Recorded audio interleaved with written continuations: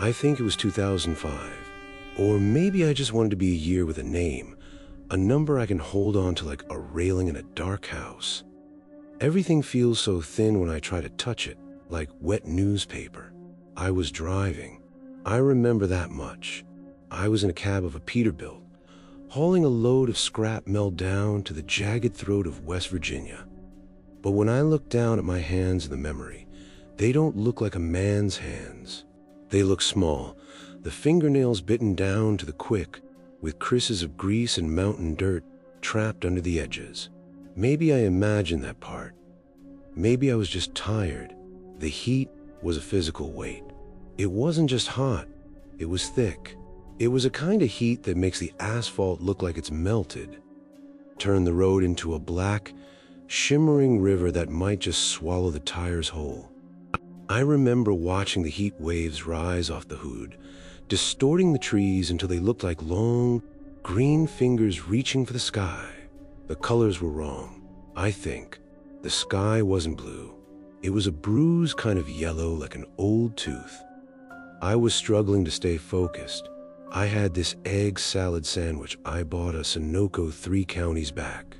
I can still taste it if I close my eyes. The mayonnaise was warm and had that sharp, sour tang that tells you something has died inside the bread.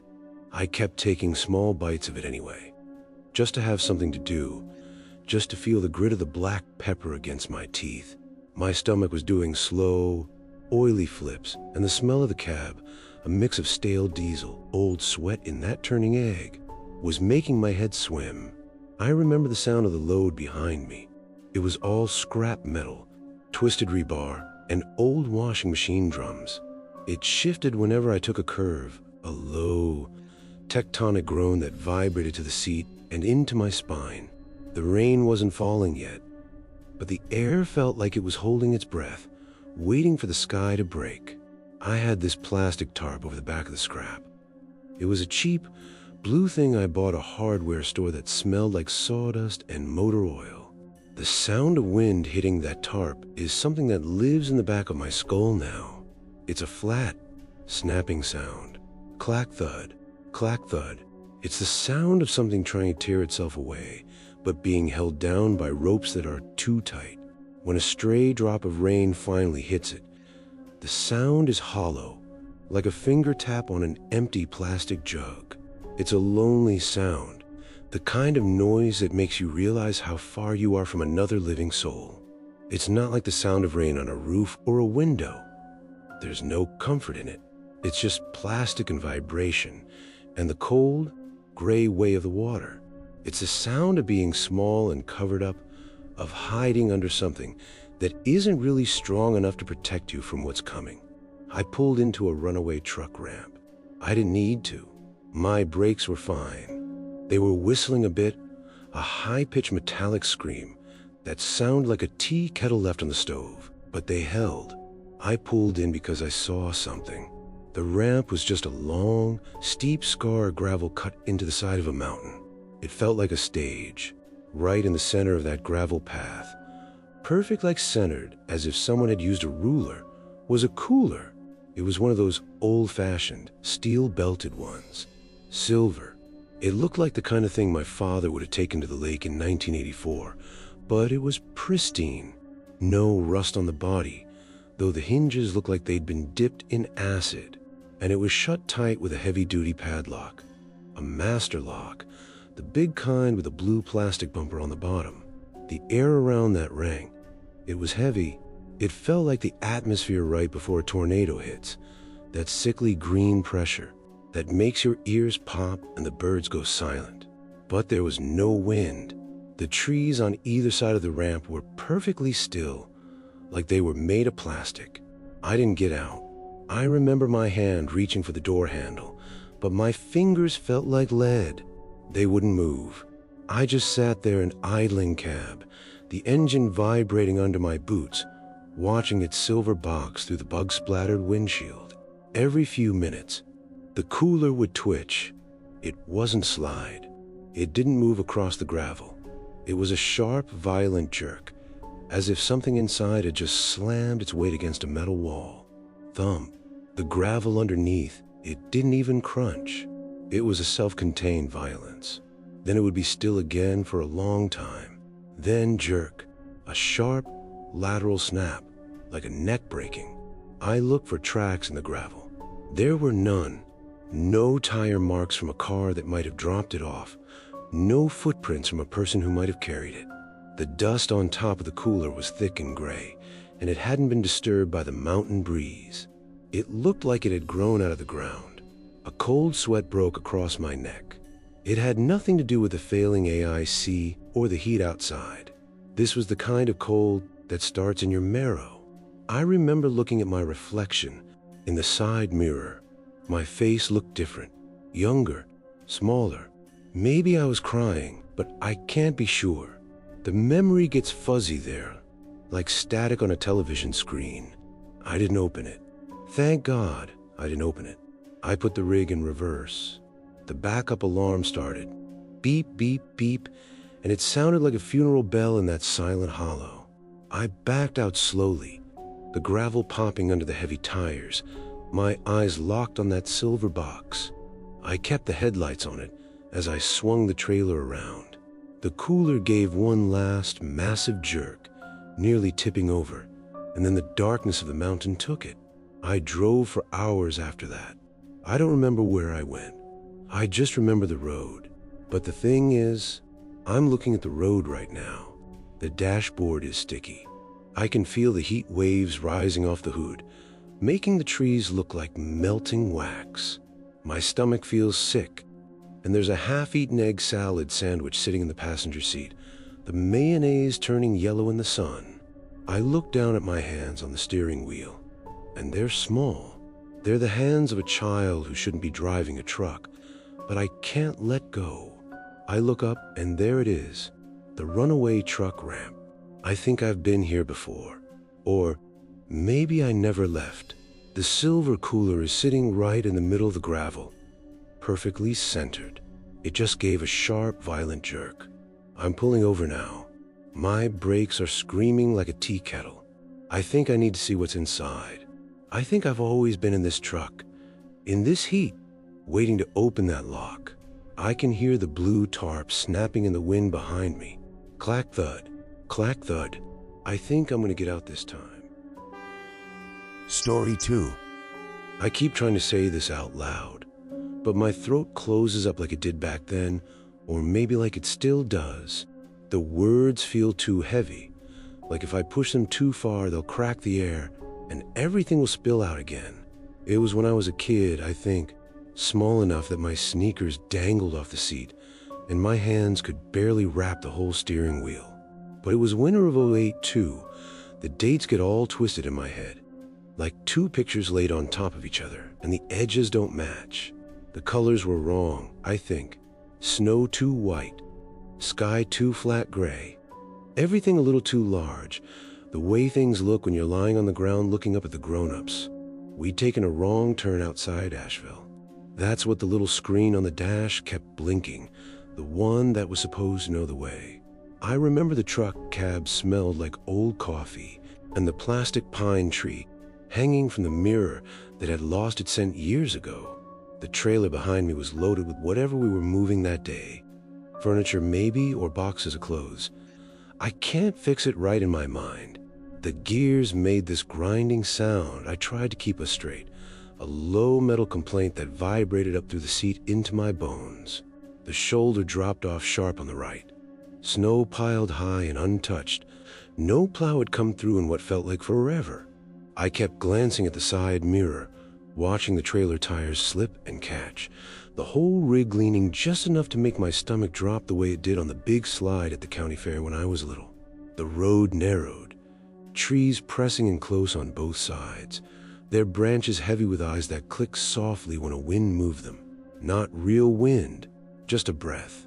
The grass along the edge, where it poked through the snow in stiff brown clumps, was taller than my knees would have been if I'd been walking instead of driving. I remember thinking that, even though it didn't make sense, dirt under my fingernails from earlier, maybe from scraping ice off the windshield or from playing in the yard before we left. The stuff stuck there, dark half moons that wouldn't come out no matter how I picked them with my thumb. I had this old wool blanket across my lap because the heater only worked on one side and the cold kept sneaking around the door seals. God, that blanket. It was the scratchiest thing. Thick gray wool that smelled like the back of the closet where Mom kept the camping stuff. Every time I shifted my legs, of fibers caught on my jeans and pulled, little hooks digging in just enough to sting, but not enough to bleed. I'd sit there for what felt like whole hours, not moving, just feeling it rub against the skin above my socks where the cuffs rode up. The itch would build slow, starting my ankles and crawling up, and I'd clench my teeth and count the seconds. 1 Mississippi, 2 Mississippi, because if I scratched it, the cold air would rush under and make everything worse. The blanket was heavy too, pressing down like a hand that wouldn't let go, and when I finally couldn't stand it, I'd lift one corner, and the smell would puff out stronger, mothballs and old wood smoke, and something like the inside of a lunchbox left in the sun. Then I'd tuck it back quick, and the itch would start all over, worse now, because the wool had warmed up and stuck to the sweat on my skin. I'd stare at the road and pretend it wasn't happening, the way you do when you're small and the world is too big and the only thing you can control is not moving. That blanket and me, just sitting there enduring it together while the truck crawled forward. It must have been 100 miles of that feeling, or maybe just 10 minutes. Time doesn't stay straight when I try to hold it. The street lamp came out of nowhere. 1 second empty road. The next, a single pole standing crooked under the snow, the bulb flickering like it was tired, yellow light stuttering on and off. And under it, the man. He didn't have a crew, no truck, no orange cones, just himself and a metal sign hammered into frozen dirt at an angle. Road closed. The letters were faded, edges curled like they'd been out there since before I was born. He wore one of those vests, the bright kind construction guys use, but his was so dirty it looked almost gray, streaked with mud and something darker at the hams. In his left hand, he held a pack of menthol cigarettes. The box all bent and the green faded to almost white from sun or time or whatever happened to it. He stood perfectly still, boots planted in the snow, staring straight at the grill of my truck. Not at me, at the metal, like the truck was the one who mattered. I rolled the window down. The crank handle was cold enough to stick to my palm for a second. The air that came in smelled wrong. Not pine, not exhaust, but like an old penny I once put under my tongue on a dare behind the school when I was maybe 8. Metallic, sharp, the kind of taste that makes your spit go thick. I asked him, my voice small, "Is there a detour?" The words came out shaky, like they knew they shouldn't be spoken. He didn't answer, just raised his right arm slow, that long finger pointing, trembling just a little toward a gap in the trees, a logging trail that dropped straight down into the ravine. The path looked too narrow, the banks too steep, snow covering whatever tracks might have been there before. His skin caught the flickering light, and it looked like what paper stretched tight over bone, thin and shiny and ready to tear. And his eyes, when the headlight beams hit them, they stayed flat. No shine, no reflection, just 2 dark holes like someone had taken scissors and cut circles out of photograph and left nothing behind the paper. Maybe I imagined the trembling. Maybe the finger was steady. The memory slips. The colors were wrong, I think. I didn't turn down that trail. No, I started the turn right there on that narrow ledge, back and forth, 20 times at least. The truck rocking, the trailer fishtailing, metal scraping against the rock wall on the passenger side, with screech that went straight into my teeth.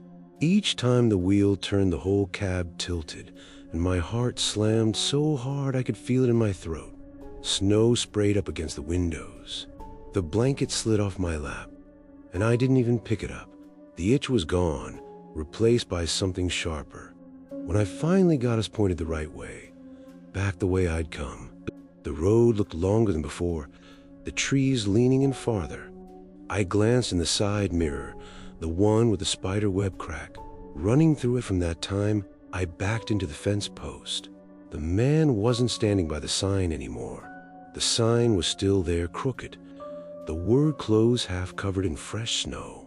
But he was behind the trailer, running on all fours, his body low, arms and legs moving a way that didn't look human, the dirty gray vest flapping like broken wings. He kept pace exactly. Even when I pushed the gas harder, the engine roaring, the trailer chains clinking loud now. His face would lift sometimes into the red glow of the taillights, and those eyes stayed flat, holes in the picture, staring at me through the glass. I drove faster. The road blurred. Snow whipped across the windshield. I kept checking the mirror, and he was always there, closer sometimes, farther others, but never gone. The metallic taste stayed in my mouth. My hands on the wheel were small again, knuckles white, dirt still under the nails. The grass on the sides whipped past, tall as my shoulders if I'd been standing beside the truck. Everything too large, too quiet except for the engine and my own breathing that sounded like a little kid trying not to cry. I don't know how long I drove like that. Hours? Minutes? The ravine stayed on my right, dark and deep, the trail he'd pointed to still visible sometimes between the trees like a mouth waiting. Once I thought I saw him climb up the bank on all fours, fast, then drop back behind the trailer again. The blanket lay crumpled on the floor now, still scratchy even from a distance, fibers catching the dashboard light in the wrong way. And then, sharp, sudden, the fear broke clean through everything. I saw his hand, or what looked like a hand, reach for the trailer hitch, fingers too long, nails like the edges of torn paper. I screamed, I think, or maybe I only whimpered the way I did when I was small, and the closet door creaked open at night. The truck fishtailed again, and I felt the wheel, palms sweating, the wool blanket smell rising up one last time as it bunched under the brake pedal. I got away. That's what I told myself. The road widened eventually. The snowplow marks appeared. The street lights multiplied, Asheville lights in the distance like normal lights should look. I pulled into a gas station, hands shaking so bad I couldn't get the key out of the ignition at first. The attendant asked if I was okay, and I just nodded, because what could I say? The man was gone. The mirror showed empty road behind me. I sat there until the heater finally warmed up and the itch came back under my collar from the blanket I'd forgotten to throw in the back. But here's the part that makes my voice go small again, the part that feels like if I say it too loud, the whole world will shatter, and I'll be back on that ledge with the gears grinding. I never left. I'm still there. Right now, the blanket is still scratching my legs. The dirt is still under my small fingernails. The trailer is still sliding on the shoulder. And when I look in the mirror, he's still running on all fours, keeping pace, eyes flat as holes cut out of photograph. I never grew up. The years didn't happen. I'm still that kid behind the wheel. The GPS still blinking its wrong turn outside Asheville. The street lamp flickering up ahead. The man already standing under it with his dirty gray vest and the crumpled pack of menthol cigarettes in his left hand. The road is still narrow. The ravine still waiting, the metallic taste already rising in my mouth. My GPS took a wrong turn outside of Asheville back in the winter of '08, and I'm still grinding the gears, trying to keep the trailer from sliding off the shoulder, waiting for the man under the lone flickering street lamp to lift that long trembling finger and point me down the trail that never ends. The colors are wrong, I think, but it feels so real. It always has. Story tree. I think I was 30 when it happened. Or maybe I was 6. It's hard to tell because the cabin of the truck felt like a cathedral back then, and my legs didn't quite reach the floorboards, but I remember my hands on the wheel were calloused and thick. Everything feels stretched, like a piece of gum pulled too thin until you can see the light through the gray parts. I was in the Cumberland Gap. I know that because the mountains don't look like mountains. They look like giant, Sleeping things covered in a mangy green carpet that's been left out in the rain too long. The colors were wrong, I think. The night wasn't black. It was a deep bruised plum color, the kind of shade you get when you shut your eyes too tight and press your fist against your lids. I was driving. I've been driving these ridges for 30 years, or maybe I've just been driving this 1 mile for 3 decades. The time doesn't sit right in my head. I remember the smell. It was the smell of that coffee, styrofoam and burnt earth. The cup sat in the dash well, vibrating with the engine. I should talk about that cup, because if I don't focus on the small things, the big things will swallow me. The styrofoam was that cheap, pebble kind that feels like it's vibrating against your teeth even before you take a sip. It had that specific, teeth-gritting squeak when my thumb moved along the rim, a sound that felt like it was peeling back a tiny layer of my brain every time. I remember the way the white material was packed with thousands of tiny, circular craters, almost like the moon of the moon were made of cheap, insulating plastic that never rots. If I pressed my nail into it, it would leave a permanent crescent mark with a soft, dull pop, a little wound in the plastic that would never heal. It was light, so light it felt like it might float away if the lukewarm, bitter liquid didn't weigh it down. The smell was scorched beans in the chemical tank of the cup itself, a scent that felt gray and flat, like a rainy Tuesday afternoon in a town where a factory is closed and the people have all forgotten how to speak.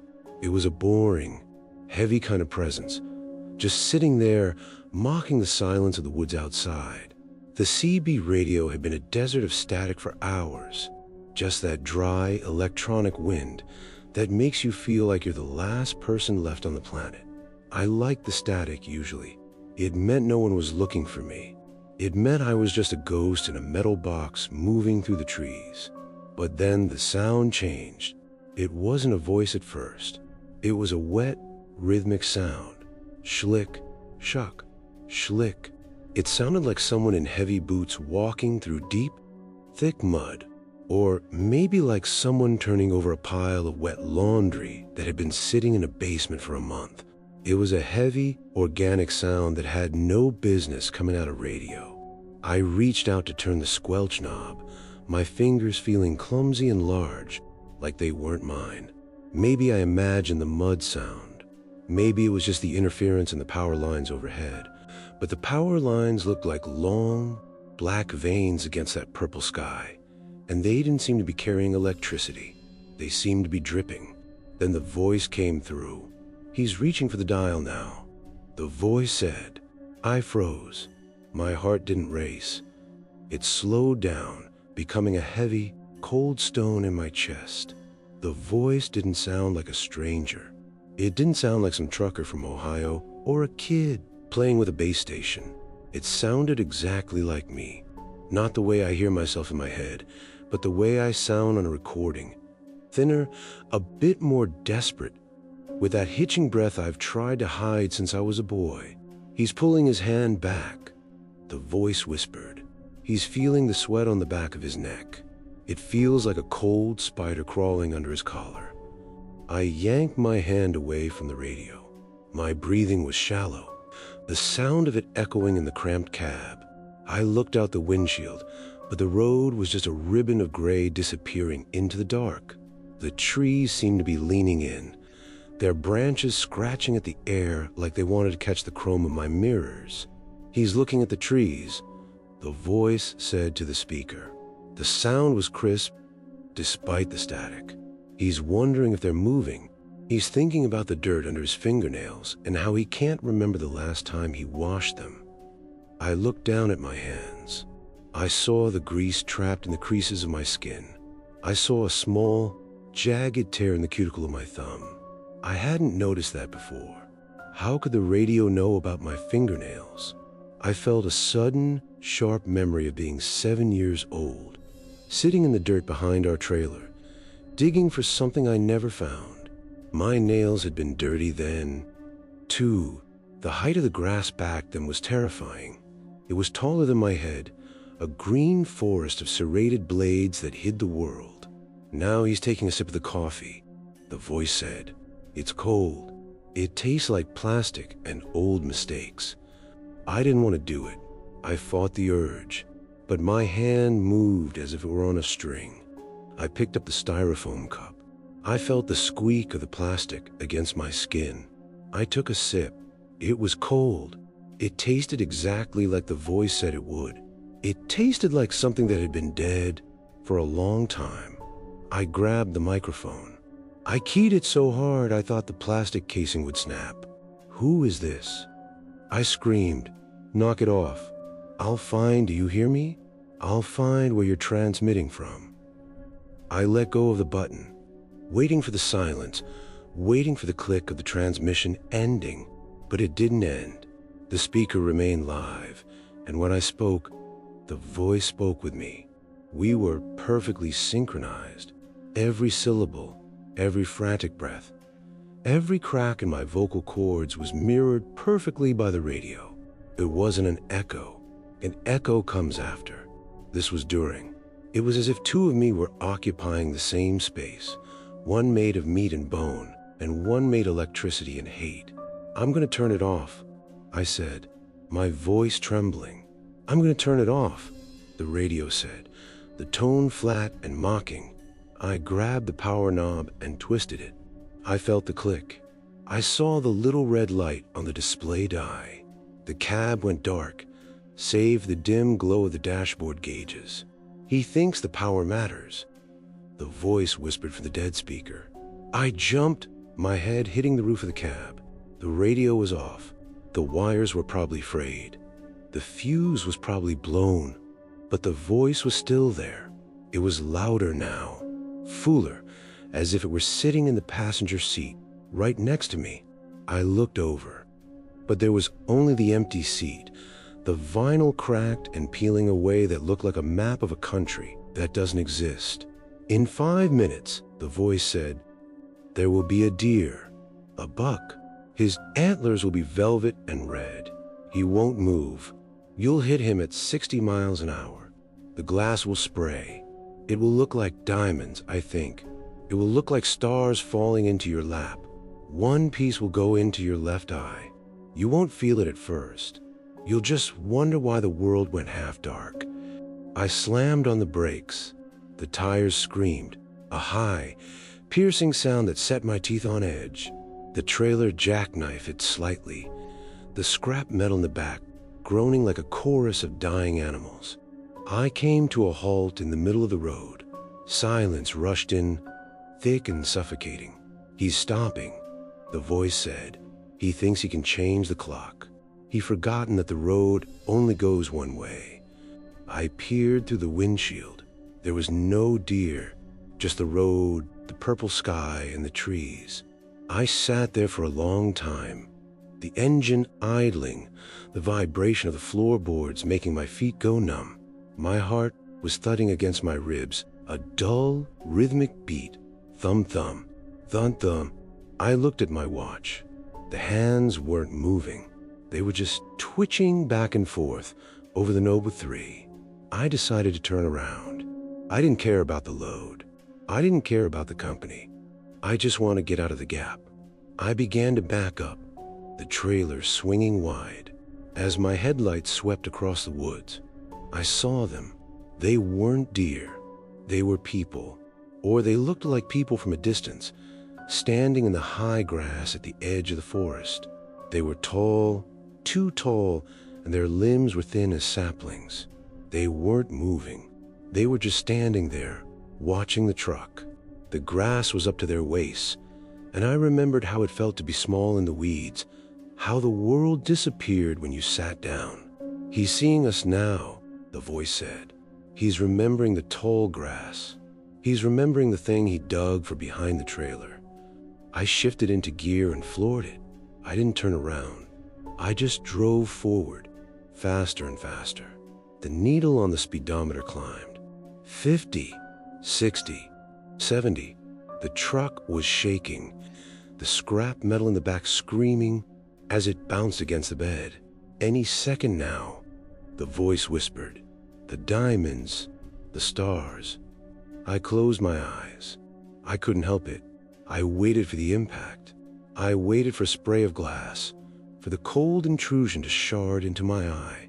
I waited for the world to go half dark, but nothing happened. I opened my eyes and the road was empty. The voice was gone. The radio was silent. I drove until the sun started to bleed over the horizon, a sickly, pale white light that didn't bring any warmth. I crossed the county line, and the tension in my shoulders finally broke. I felt a sob catch in my throat. I had made it. I had outrun the voice. I pulled over the gas station just past the border. The neon sign was buzzing, a sharp, electric hum that sounded like 1,000 angry wasps trapped in a glass tube. I climbed out of the cab, my legs shaking so hard I almost fell. My boots hit the pavement with a heavy thud. I walked toward the glass doors of the station. I saw my reflection. I wasn't 30. I was an adult. I was 6 years old. I was wearing my striped shirt with the grass stains on the knees. My hands were small, my fingernails caked with mountain dirt. But I was tall enough to reach the handle of the door. I looked behind me, back toward the truck. It wasn't a Peterbilt. It was a bicycle. A small, red bicycle with a rusted chain and a plastic basket on the front. In the basket sat a styrofoam cup, filled with cold, black mud.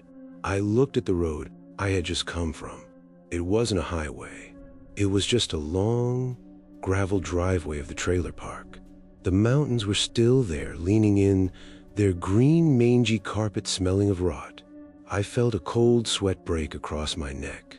I reached into my pocket and pulled out a small handheld radio, the kind that takes 9-volt batteries and smells like ozone. I hadn't turned it on, but a voice was coming from the speaker. It was a tired, gritty voice. It sounded like a man who had been driving for 30 years. I think I was 30 when it happened. The voice of my hand whispered. Or maybe I was 6. It's hard to tell because the cabin of the truck felt like a cathedral back then. I looked down at the radio. I tried to find the off switch, but my fingers were too small and the plastic was too slippery with grease. The colors were wrong, I think. The radio continued. Its voice mirrored my own thoughts perfectly. The night wasn't black. It was a deep, bruised plum color. I looked up at the sky. It was purple. It was the color of a bruise that never fades. I looked at the driveway, stretching out into the dark. I realized then that I hadn't moved. I hadn't outrun anything. I was still sitting in the dirt, digging for something I'd never find. I picked up my bicycle. The chain clinked, a sharp, metallic sound that echoed to the silent park. I began to pedal. I pedaled toward the gap in the mountains, toward the place where the trees scratch at the sky. "He's starting the trip again," the radio said. "He's hauling a load of scrap metal down to the jagged throat of West Virginia. The heat is a kind that makes the asphalt look like it's melting." I gripped the handlebars. My knuckles were white. I could taste the egg salad sandwich in the back of my throat, warm and turning. I could feel the weight of the truck behind me, even though I was only on a bike. I think I was 30 when it happened, or maybe I was 6. The mountains are waiting.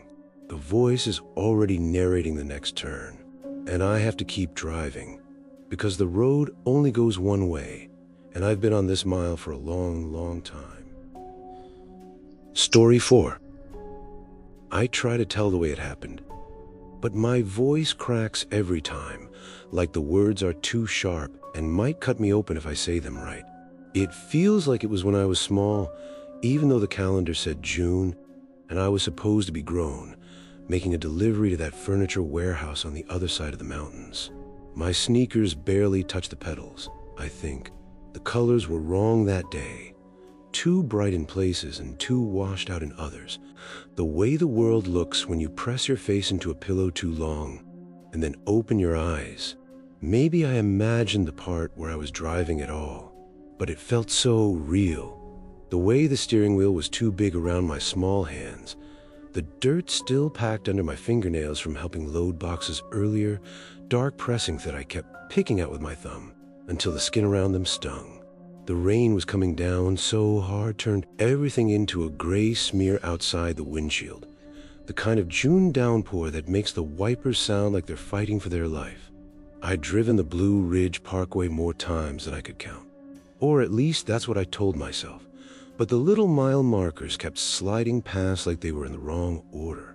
Mile marker 80 should have been nothing but trees and guardrail, and the long curve that always made my stomach dip. Instead, there was this exit sign, clean and white, letters sharp, Blackwater Creek. I knew there wasn't any such place. I'd never seen it before, not in all those trips. But there it was glowing somehow, like the sign itself had a light inside it, even though the sky was nothing but water. My engine started coughing then. Not loud, just a soft stutter like it was running out of breath. The fuel gauge didn't move, but the power just ended out, the way milk gets when you add too much water. I had no choice but to ease the truck over, the tires making that wet hiss on the new pavement of the off-ramp that shouldn't have been there. The ramp was perfect, too smooth, no cracks, no patches, like someone had laid it down that very morning just for me. The bobblehead nose on the dash kept nodding along with the wipers, its broken spring making that click-click-click sound, steady and small and irritating. The head wobbling just a little at a time. I remember staring at it, because looking at the road made my eyes hurt. I should tell you about waiting in the car when I was little, because that's what this felt like, only stretched out and wrong. There was this time Mom left me in the old station wagon under the carport while she ran into the store, and she'd thrown an old plastic tarp over the roof because the seals leaked. The rain hit that tarp where it felt like forever. This boring, endless patter, plink, plink, plink. Each drop landing on a thick, clear plastic and making a dimple inward before popping back flat. I sat there with my knees pulled up, the seatbelt cutting into my neck, even though I was small, and I traced the little seams where the tarp was taped down with yawning strips that smelled like old glue. The sound never changed, never sped up or slowed down, just that same dull tapping that made the minutes feel glued together. My fingers got cold tracing the edges, and sometimes a drop would sneak through a tiny hole and land on my arm, a surprise splash that made me jump. But mostly it was just waiting, the plastic crinkling when I shifted, the smell of wet vinyl and old crayons on the floor, my breath fog in the window. So I drew little faces that dripped away. I counted the drops in groups of 10, then forgot where I was and started over. The boredom so complete it felt like the whole world had stopped moving, except for that tarp and the rain, and me stuck inside it. That's what the cab felt like now. Only the rain wasn't making any noise at all. Not a single patter on the roof. Just silence wrapped around everything except that click, click, click from Elvis's head. Maybe I imagined the tarp part, but it felt so real, the way the quiet pressed in. The road after the exit didn't go anywhere useful. It curved into a perfect circle, looping back on itself through a grove of trees that were too tall, too close, their trunks pale and smooth, like someone had sanded all the bark away and left skin instead. Arms, I thought, the way they branched out at the same height as my shoulders if I'd been standing beside them. None of the leaves moved, even when the wind should have been pushing the rain sideways. They just hung there, heavy and still, the green too even, like they'd been painted on. The truck rolled to a stop in the middle of the loop, engine dead now, no sputter left, just quiet. I sat there for hours, I think, or minutes. The clock on the dash was blinking 12 o'clock, like it had given up too. Rain streamed down the windshield sheet, but made no sound when it hit. No drumming, no hiss, nothing. Only the bobblehead clicking away, its plastic hair flopping with each tiny movement. Every time I glanced in the rearview mirror, the road behind the trailer looked softer, like it was melting into thick, oily fog that crept closer, swallowing the pavement inch by inch. The fog had colors in it that didn't belong, sick yellows and bruised purples, and it moved wrong, slow and deliberate, like it was tasting the ground. I didn't try to start the truck again. My hands were too small on the key anyway, knuckles pale, Dirt still under the nails from where I'd scraped them on the loading dock earlier, little grains of wood, and dirt that wouldn't come out. I climbed back into the sleeper berth instead. The narrow bunk that always smelled like old socks and the pine air freshener I'd hung there last summer. The mattress was thin, the foam lumpy under my back, and I pulled a thin blanket over my legs even though it was June. The blanket wasn't scratchy like the wool one from before, but it was damp somehow, clinging in the wrong places. I locked both doors, the clicks loud in all that silence, and I sat there with my flashlight in my lap, the metal cold and heavy, the beam shaky. When I clicked it on, the light made the inside of the cab look too bright, the shadows in the corners too deep, everything a little larger than it should be. The trailer shifted once, a soft rock, and then I heard it, the brushing, something very large and very soft moving along the outside, slow strokes that sounded like a giant hand patting the metal sides, almost gentle. It went from front to back, then back again, the sound muffled but close, like whatever was it, fur or skin or something that dragged without scraping. I held my breath and the bobblehead kept clicking, the only other noise, and I thought about my bicycle when I was small, the way the chain would click-click when I pedaled slow up the hill to the store, each link catching and releasing, the sound so ordinary it made everything feel safe. But this wasn't that. This was bigger, slower, and it knew I was inside. The brushing stopped for a while, and I almost believed it was gone. Then it started again, closer the sleeper window this time, a soft whoosh-like breath against the glass, and I saw the trailer rock just a little in the side mirror. The fog had swallowed more of the road now, the loop behind me almost gone, the trees at the edge blurring into nothing. I kept the flashlight off most of the time because when it was on, the pale tree trunks looked too much like arms reaching out, fingers at the ends where branches should be, and the leaves still not moving, not even a tremble. The silence made my ears ring after a while, a high, thin whine that mixed with the Elvis clicks until I couldn't tell which was which. My mouth tasted like the inside of a metal water bottle I'd left in the cup holder too long, stale and warm. I don't know how long I sat there in the berth, knees pulled up, dirt under my nails, flashlight gripped so tight my fingers went numb. The something kept brushing, sometimes pausing right by the door like it was listening for me breathing, then moving on with that huge, soft patience. Once I thought I heard a low hum, not a voice, just a vibration that made the whole truck tremble for a second, and my heart jumped so hard it hurt. The colors outside were wrong again when I peeked, the rain glowing faintly where it fell to the trees. Each drop too perfect, too slow. Maybe I imagined glowing, but it felt so real, the way the fog kept eating the road, creeping closer until the rear view showed nothing but gray nothing. And then the fear snapped sharp, the way it does when you're small and the closet door opens just a crack at night. The brushing stopped right outside the sleeper door. I could feel the weight of it there, something enormous leaning in, the metal creaking softly like it was bending under a palm the size of a truck itself. I didn't scream.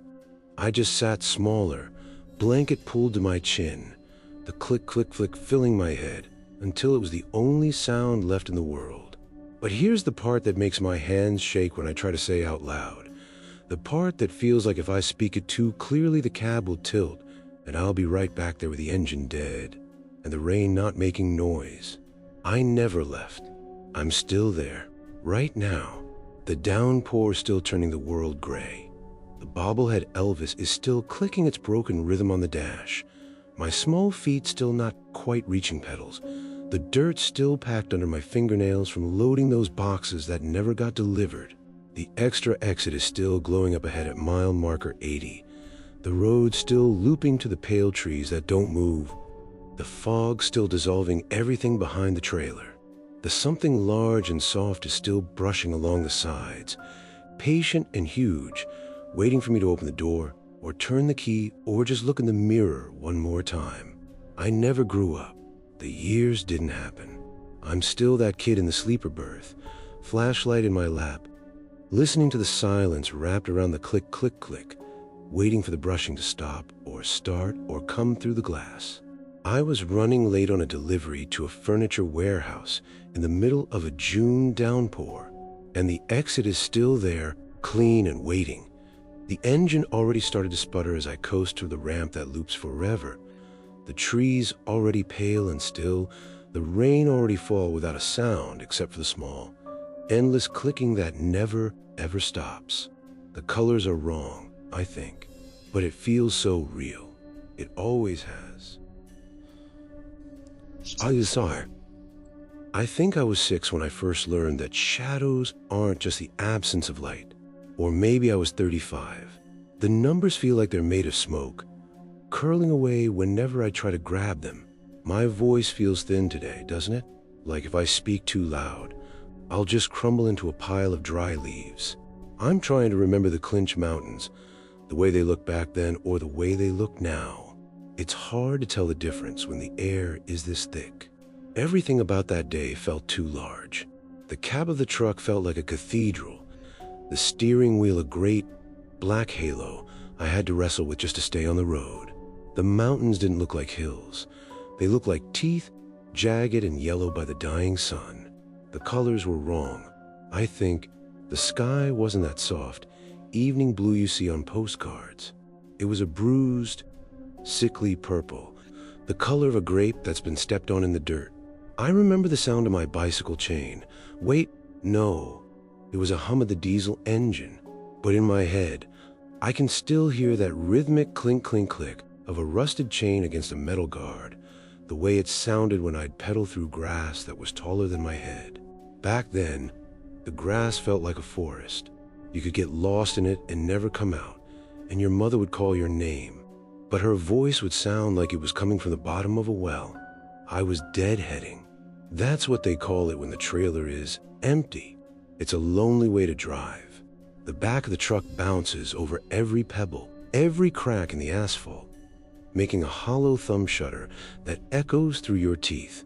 It feels like the truck is nervous, like it's too light, and might just float away into that purple sky if you don't keep your hands tight on the wheel. I was tired, so tired, to keep from drifting off into the gray space between the trees. I was eating.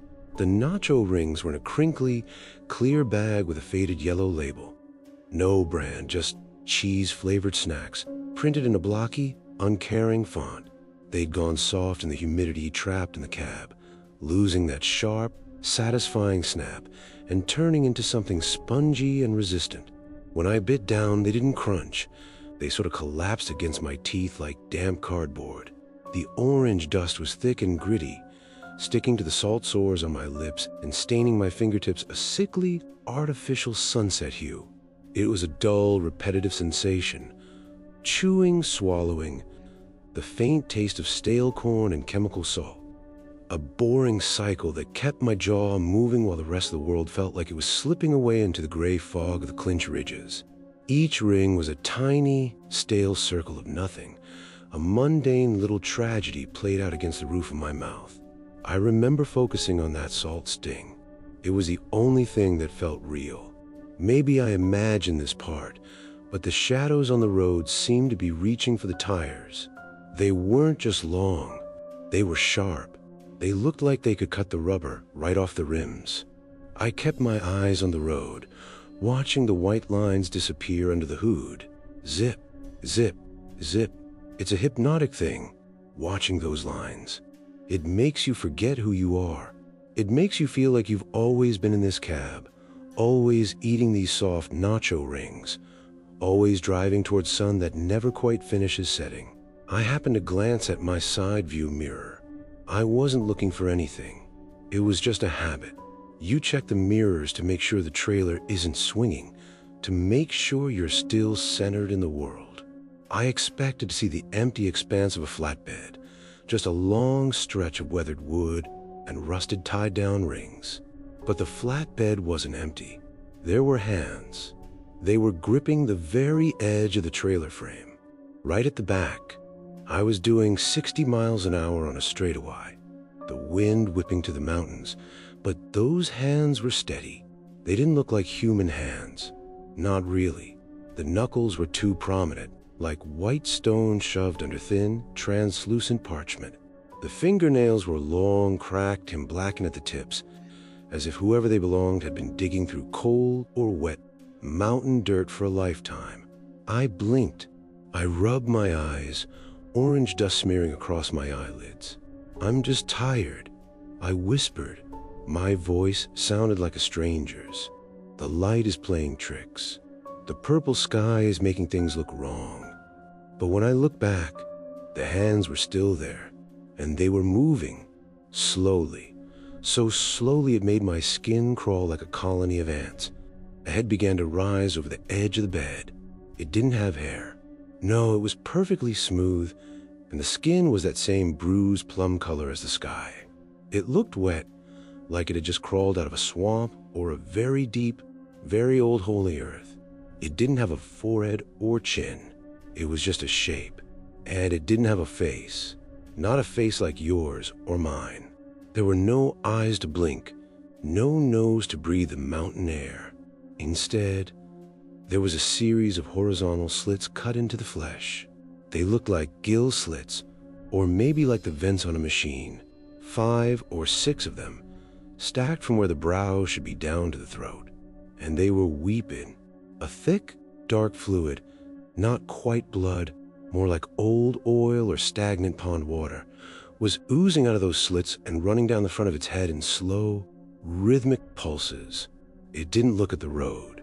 It didn't look at the trees. It tilted its head, and those weeping slits pointed directly into mirror. It was looking at me. It was making eye contact without having any eyes.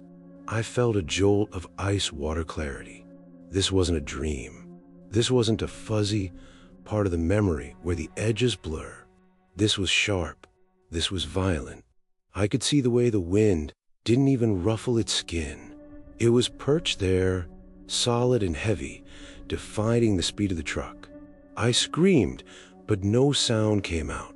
My throat felt like it was full of that dry, tall grass from my childhood.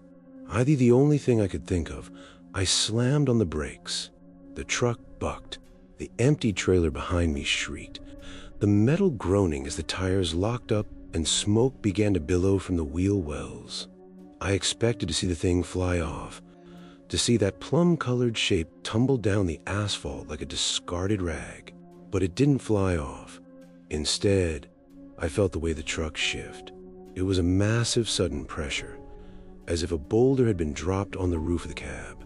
The suspension groaned, the metal ceiling bowing inward just a fraction of an inch. Then the scratching started. It wasn't a random sound. It was methodical. Scratch, it scratch, it scratch. It sounded like a dog trying to get through a wooden door to get to its master, but heavier, harder. I could hear the blackened fingernails digging into the steel roof, searching for a weak point, a seam, away inside. I looked up at the ceiling. The fabric liner was old and stained with nicotine, and I watched as 5 distinct points of pressure began to poke through from the other side. The thing was trying to peel the roof back. "I'm not here," I whimpered. I reached for the bag of nacho rings, my hand shaking so hard the orange dust flew everywhere. I'm 6 years old. I'm in the backyard. The grass is high and the bicycle chain is rusted, but I'm safe. I'm safe. But the scratching didn't stop. It got faster. The fluid from those slits began to drip down the windshield, a dark, oily smear that the wipers couldn't clear. It just spread the blackness around, turned the world into a streaky, distorted mess. I couldn't see the road anymore. I could only see the plum-colored fluid and the way the roof was beginning to groan under the weight of the passenger. I realized then that I never actually dropped that load of lumber. I never left the mountains. I never grew up. I'm still in the cab. I'm still 6. I'm still 35. The numbers are just slits in the skin of time, and they're all weeping. I can feel the cold air starting to whistle through the holes of thing is digging in the roof. I can see the white knuckles poking through the metal now. They look like teeth. The colors are so wrong, I think. The sky is getting darker, but it's not night. It's something else. It's the color of the fluid on the glass. I look in the mirror one last time, hoping to see the empty road, hoping to see the way back home, but the mirror is gone. There's just a horizontal slit with a glass vis-a-vis, and it's crying. I reach into the bag. I find one last nacho ring. It's soft. It tastes like dirt under my fingernails. It tastes like the end of the world. The scratching stops. There's a wet, rhythmic sound right above my head. Schlick, shuck, schlick. The roof peels back like the lid of a tin can. I look up and the purple sky is gone. There's only the plum-colored skin, the weeping slits, and the realization that I've been here before. I've always been here. I'm hauling a load of lumber through the Clinch Mountains, and the sun is dipping below the peaks, casting long, jagged shadows across the road. I happen to glance at my side view mirror, expecting to see the empty expanse of my flatbed. Through 6. I remember it starting with a truck's engine, that low rumble that shook my bones like it was trying to wake something up inside me. I think I was maybe 10 or 11. Hard to say now. The years blur together like wet paint on a wall. Dad used to take me on short hauls sometimes, when Mom was working late at the diner, and he'd say it was our little adventure. But that night in late fall of '02, on Route 119 through Mingo County, it didn't feel like an adventure. It felt like we'd driven into a place with a map folded wrong, and everything got quiet in a way that made my ears ring. The colors were wrong, I think. The leaves on the trees weren't the rusty orange they should have been. They looked faded, like old newspaper left out in the rain. Maybe I imagined that part, but it felt so real, the way the headlights cut through the dark and made the road look stretched out too long, like it was pulling us deeper instead of letting us through. We were hauling gravel, Dad said. Big piles of it in the trailer behind us, crunching and shifting every time we hit a bump. I was in the passenger seat, my legs dangling because I wasn't tall enough for my feet to touch the floor mat yet. There was dirt under my fingernails from playing in the yard earlier that day, little black crescents that I picked at while staring out the window. The cab smelled like diesel and Dad's aftershave, the cheap kind that came in a green bottle and always made my nose itch.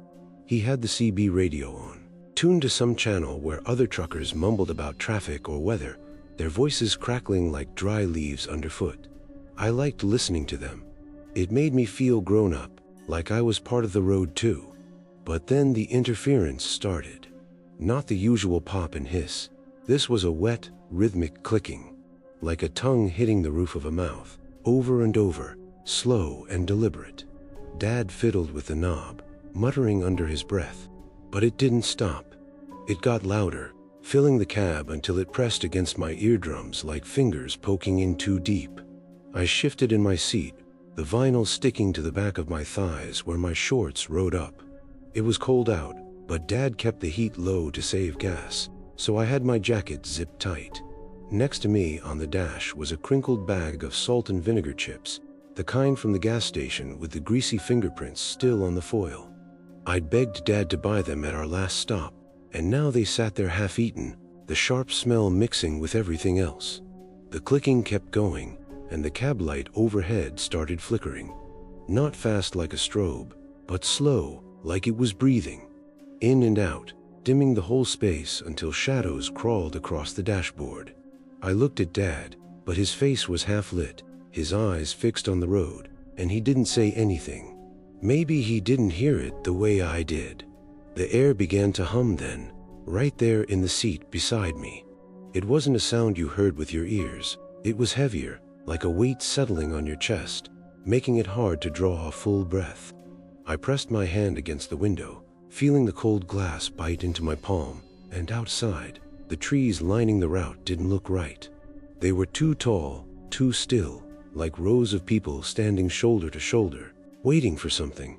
Their branches reached out like arms, but not moving in the wind, just frozen there, watching us pass. Dad pulled over near an abandoned way station, the tires crunching on gravel that sounded too loud in the quiet. He said he needed to check the antenna, that maybe a wire had come loose. The engine idled, a steady growl that vibrated through my sneakers. I stayed in the cab, hugging my knees, while he stepped out into the dark. The clicking on the radio didn't stop. If anything, it synced up with a flickering light. Every click made the static on the little display screen shift, turning a shade of blue I'd never seen before. Not sky blue or ocean blue. This was wrong, like the color of veins under pale skin, pulsing faintly. I stared at it, my breath fogging the glass, and the hum grew stronger, pressing down until my ribs ached. Outside, Dad's flashlight beam swung around, cutting through the fog that had rolled in without me noticing. The way station was just a shell, rusted scales and broken windows, but in the blue-tinged light from the radio, it looked alive, like the shadows inside were shifting just out of sight. I don't know how long he was out there. Time felt slippery, like trying to hold water in your hands. The grass around the station was tall, up to my waist if I'd stepped out, and it whispered when the wind picked up, but not like normal grass. It sounded dry, like paper rustling, even though the ground was damp from earlier rain. My bicycle chain at home made a similar click when it needed oiling, that metallic tick-tick as I pedaled down the dirt road. But this was different, fresher.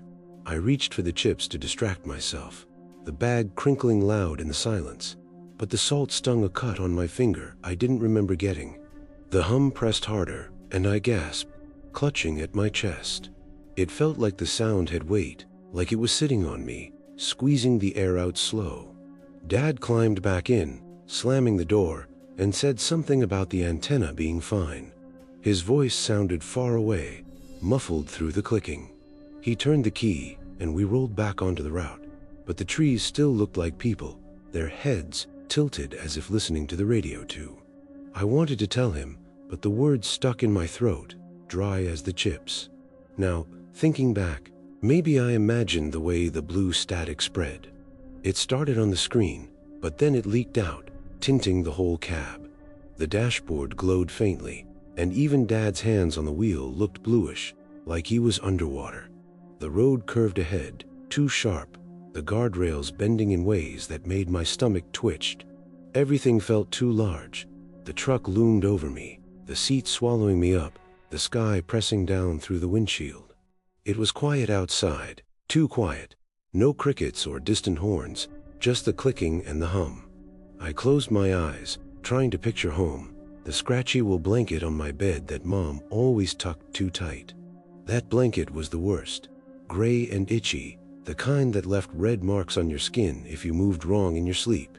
I'd lie under it on rainy nights, listening to the drops patter on the roof, steady like a heartbeat. But the wool fibers poked through my pajamas, rough and unrelenting, making me itch all over. Sometimes I'd scratch until my arms were raw, the sensation building slow, from a tickle to a burn that wouldn't quit. Rain on the plastic tarp over the woodpile outside was similar, that crinkly drumbeat, muffled and endless, lulling you until you couldn't tell if it was outside or in your head. The blanket smelled like mothballs and dust, clinging to your nose even after you threw it off. On hot nights, it trapped the sweat, turning clammy and heavy, weighing you down like an extra layer of skin you couldn't shed. I'd twist in it, the threads catching on my toenails, pulling just enough to hurt. That itch never really went away. It'd fade, but come back sharper when you least expected. Like now, remembering it, I can feel the prickle starting again, phantom fibers brushing my arms. It was boring, that blanket, nothing special, but it stuck with you, embedding itself in your memory like burrs in socks after running through tall grass. The clicking snapped me back, louder now, like teeth chattering close to my ear. Dad didn't notice. He hummed an old tune under his breath, off-key. But the blue static was everywhere, seeping into the air vents, making the cab cold and electric. My skin tingled, hair standing up like when you rub a balloon on your head. Outside, the trees people shifted, just a little, a branch twitching here, a trunk leaning there. I blinked, and they were still again, but closer to the road now, their forms blurring in the headlights. The hum pressed down, crushing, and I wheezed, grabbing Dad's arm. He glanced over, his eyes reflecting that unnatural blue, and for a second, his face looked wrong, Too long, mouth stretched in a smile that wasn't his. "You okay, kiddo?" he asked, but his voice clicked at the end, syncing with the radio. I nodded, but inside, panic bubbled up sharp and clear, cutting through the fog in my head. The way station was behind us, but I could still see it in the side mirror, its broken windows glowing faintly blue. The road stretched on, endless, the gravel in the trailer shifting like something alive back there. We drove like that for what felt like hours, the clicking a rhythm that matched my heartbeat. Every click brought a flash of clarity, the trees moving, stepping closer, their bark cracking like skin splitting. I screamed once, I think, but Dad just turned up the radio, drowning it out. The blue static filled the screen, swirling now, patterns that looked like faces pressing against glass. One looked like Mom, her eyes wide and empty. The hum weighed on me, pinning me to the seat, my breaths short and ragged. Dirt from under my nails smeared the window as I clawed at it, trying to roll it down for air. The grass outside was too high, waving like hands reaching up. My bicycle chain clicked in my mind, overlapping with the radio, and suddenly I saw it. The sound wasn't from the antenna. It was from the trees, their mouths opening in the trunks, tongues clicking weightly. Dad pulled over again, or maybe he didn't, it's fuzzy now. But I remember scrambling out, feet hitting the pavement hard, the cold biting through my sneakers. The air was thick, humming, and the trees surrounded us, tall and silent except for that click. I ran, gravel crunching underfoot, but the road looped back, bringing me to the truck again. Dad was inside, blue light pulsing, his hands on the wheel like always. The chips bag was still there, crinkled and waiting. I climbed back in, the door slamming shut with a finality that echoed. And now, sitting here trying to tell this, I realize it never ended. The engine's rumble is still in my bones, the clicking faint but there in the background. I'm not grown up. I'm still that kid, legs dangling, dirt under my nails. The blue static flickers on the edge of my vision, and outside, the trees wait. Dad's humming that tune, and we're hauling gravel through Mingo County again, the road stretching wrong. It starts with a truck's engine, that low rumble. Seneseshi. I think I'm awake now.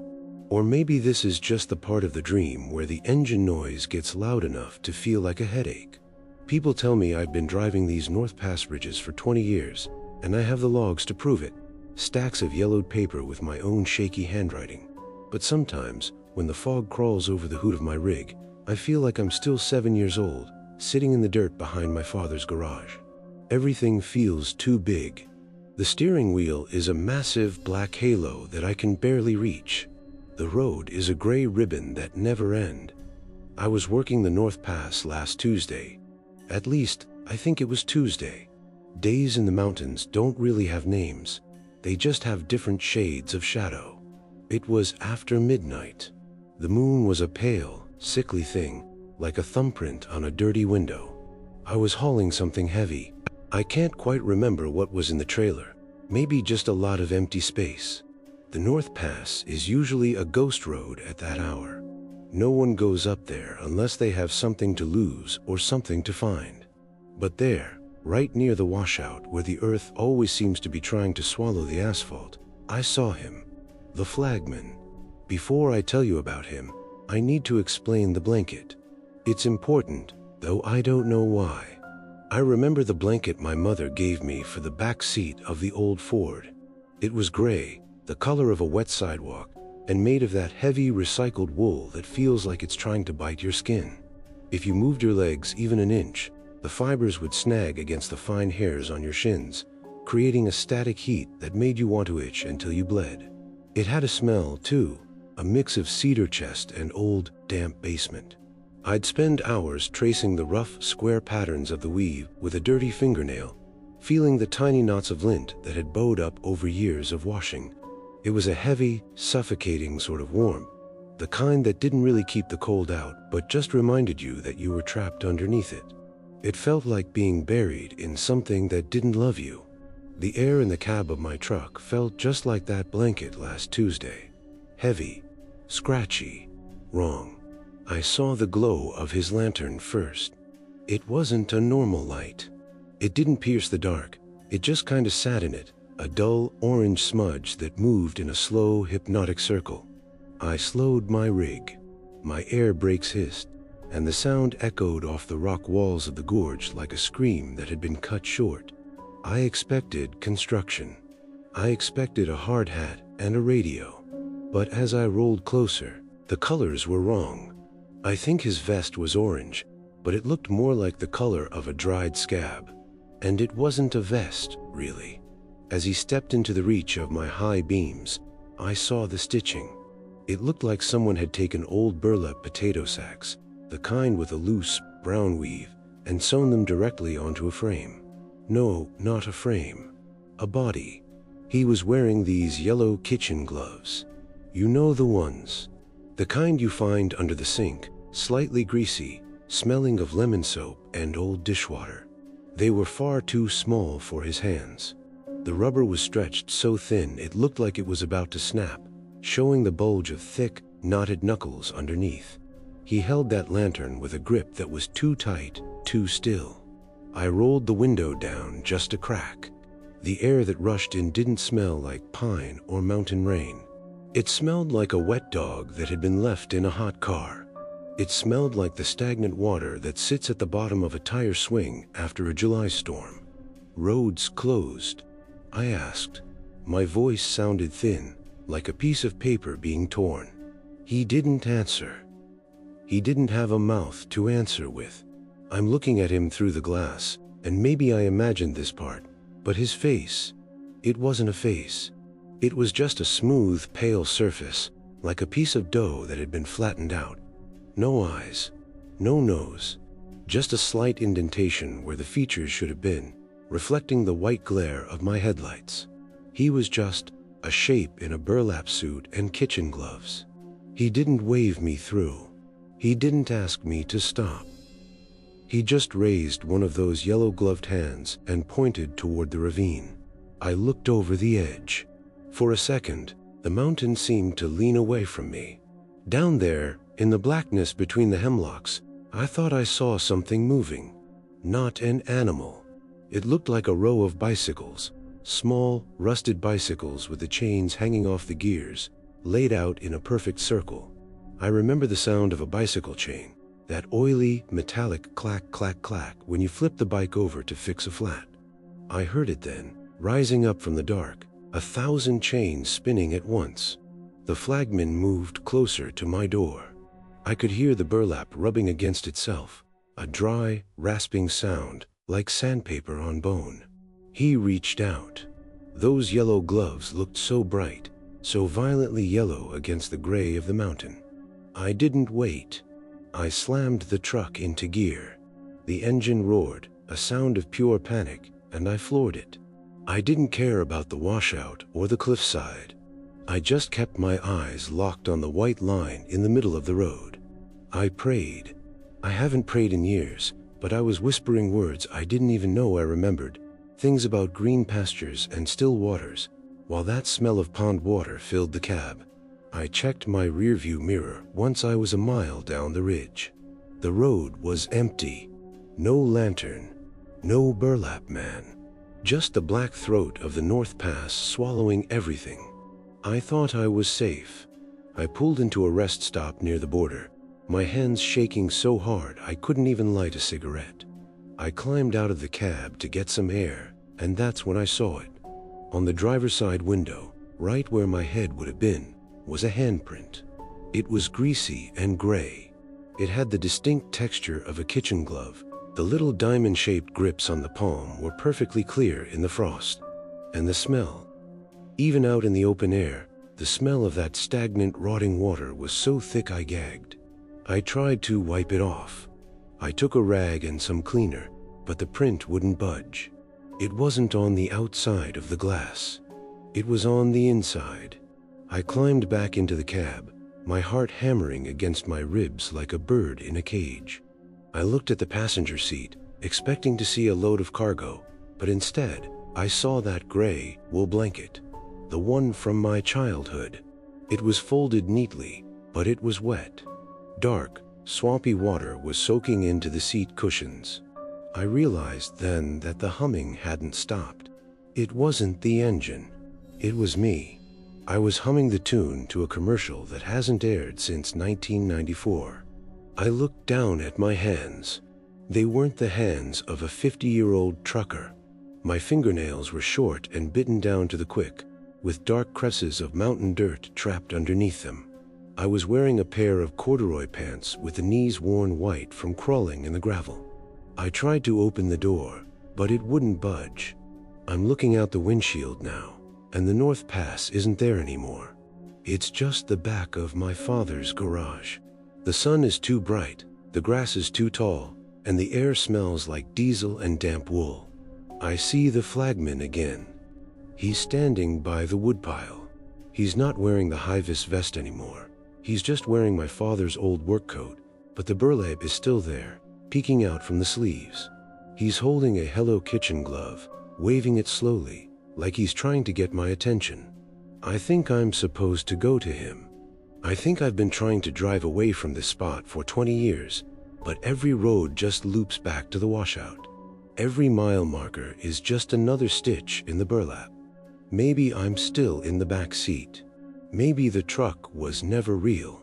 Maybe the only thing that's real is the scratch of the wool against my legs and the sound of that bicycle chain spinning in the dark. I'm going to open the door now. I have to. The flagman is pointing at the ravine again. And this time, I think I hear my name coming from the bottom of the hole. It sounds like my mother's voice, if her throat was filled with pond water. I never left the North Pass. I'm still right here. I've always been right here. I'm hauling a load of gravel through Mingo County in the late fall of '02 when the CB radio starts acting up. It wasn't just the usual interference. It was a wet, rhythmic clicking that sounded like a tongue hitting the roof of a mouth. I pull over near an abandoned way station to check my antenna, and that's when the cab light starts flickering. Story 8. I think it started with Dad's old sayings, the ones he'd mumble while gripping the wheel of that big refrigerated truck, his knuckles white like bone poking through skin. The mountains keep what they take, he'd say, his voice low and gravelly, like he was sharing a secret with the dashboard instead of me. I was just a kid then, maybe 9 or 10. Hard to pin it down now, the ages smeared together like mud on a boot sole. We were on one of those long hauls through the Blackwood stretch, the kind where the road twists like a snake shedding its skin, and the trees crowd in too close, their trunks bloated and leaning as if the ground was too soft to hold them straight. Everything felt too large that night. The truck loomed over me in the passenger seat, the seatbelt digging into my shoulder, and the sky outside pressed down heavy, stars scattered wrong, brighter than they should be in the dark. Maybe I imagined the brightness, but it felt so real, like the world was lit from underneath, glowing faintly through cracks in the earth. I sat there with my knees pulled up, sneakers scuffed from kicking rocks earlier that day, laces frayed and dangling like loose threads. There was dirt under my fingernails, black and gritty from digging in the backyard dirt pile, where I'd buried toy soldiers, and dig them up again, pretending they were lost in some war I didn't understand. The cab smelled like cold air from the reefer unit humming behind us, mixed with Dad's coffee breath and the faint tang of whatever was in the trailer. Maybe milk crates or frozen meat. I don't remember exactly. The colors were wrong, I think. The dashboard lights cast a sickly green that made Dad's face look hollow. His eyes sunk deeper than usual. He didn't talk much on those runs. He'd just drive, the engine's drone filling the quiet until it felt like the only sound left in the world. Too quiet out there. No owls or wind rustling the leaves. Just the tires humming on pavement that seemed to stretch forever, pulling us along like we were caught in a current. We hit it somewhere in the middle of that stretch, a jolt that snapped me forward against the belt. Not a soft thump like a deer or a pothole. It was a hard, ceramic crack, sharp and echoing like dropping a plate on concrete. Dad cursed under his breath. Easing the truck to the shoulder, gravel crunching under the wheels, too loud in the stillness. "Stay put," he said, his voice flat, but I could see his hands shake a little as he grabbed the flashlight from the glove box. The beam swung out into the dark, cutting through fog that hadn't been there minutes before, thick and clinging like wet cotton. I pressed my face to the window, breath fogging the glass, and watched him circle to the front. The truck idled, vibrations tickling my feet through the floor, and outside, the grass along the roadside was too tall, brushing the undercarriage like fingers trailing along. My bicycle chain at home made a clunky rattle when I rode over bumps, a steady clink-clink that matched the engine's pulse now. But this felt off like the sound was coming from inside the grill instead. Dad knelt down, shining the light, and his shoulders tensed. He reached in, tugging at something, but pulled back quick, wiping his hand on his jeans like it had burned him. I cracked the door, cold air rushing in, and called out, "What is it?" He didn't answer right away, just stood there staring. Curiosity got me. I unbuckled and hopped down, my sneakers sinking into the soft shoulder dirt, mud squelching up around the edges. The air was heavy, too still, and the trees loomed larger up close, their branches twisting overhead like veins bulging under skin. Dad finally muttered, "Some kind of doll," and pointed, wedged deep in the front grille, between the slats bent from the impact, was this Victorian-style porcelain thing. Pristine like it had just come out of a box, dress all frilly and white, hair in perfect curls. But the eyes, they moved independently, rolling slow in their sockets. One looking left, the other up at us. Not mechanical, not like a toy. It was smooth, lifelike, as if blinking back tears. Maybe I imagined the movement, but it felt so real. The way they tracked Dad's hand when he reached again. He tried to pull it out, grunting, the grill metal groaning in protest. The porcelain felt wrong under his grip. I could see it from where I stood, the surface too smooth, but warm, like it had a pulse throbbing faint beneath. Dad yanked harder, and for a second, the doll's tiny arms twitched, fingers curling like they were grabbing back. No blood on the road. No fur or feathers from an animal, just that crack echoing in my head, replaying sharp and clear. The fog thickened, swirling around our ankles, and the quiet pressed in, making my ears pop. I stepped closer, the grass tickling my calves, too high and sharp, like little needles pricking through my socks. Dad gave up, straightening with a sigh. "We'll get at the truck stop," he said, but his voice cracked a bit, fragile like old glass. We climbed back in, the door thunking shut, and he started driving again, slower now, headlights piercing the mist ahead. But as we rolled on, I couldn't stop glancing at the side mirror. The reflection showed the road behind, dark and empty, but then a small, pale hand reaching up from under the hood, fingers played, clutching a clump of dried mountain laurel, petals crumbling in its grasp. It wasn't there every time I looked. It'd appear and vanish like a trick of the light, but the hand was tiny, child-sized, nails chipped and dirty like mine. The colors were wrong, I think. The laurel looked bleached gray instead of green, and the hand too white, veins showing blue underneath. Dad didn't see it. He kept his eyes forward, humming an old tune-off key to fill the silence. The reefer unit droned on, cold air seeping through the vents, chilling my arms until goosebumps rose. I hugged myself, rubbing the skin, but the chill sank deeper, like the doll's warmth had stolen something from the air. We drove like that for miles, the road curving too sharply, the guardrails bending in ways that made the truck feel tilted, off balance. Everything seemed too large. The mirrors distorted reflections, making the hand look bigger each time it appeared, fingers stretching longer, reaching toward the window. I whispered to Dad about it, but he just grunted, "Trick of the eye, kid." The quiet grew heavier, smothering, until the only sounds were the engine and my breathing, quick and shallow. Then, snap, clarity hit when a hand pressed flat against the hood in the mirror, palm smudging the metal, leaving a print that steamed faintly. I yelped, pointing, and Dad glanced over, but it was gone again.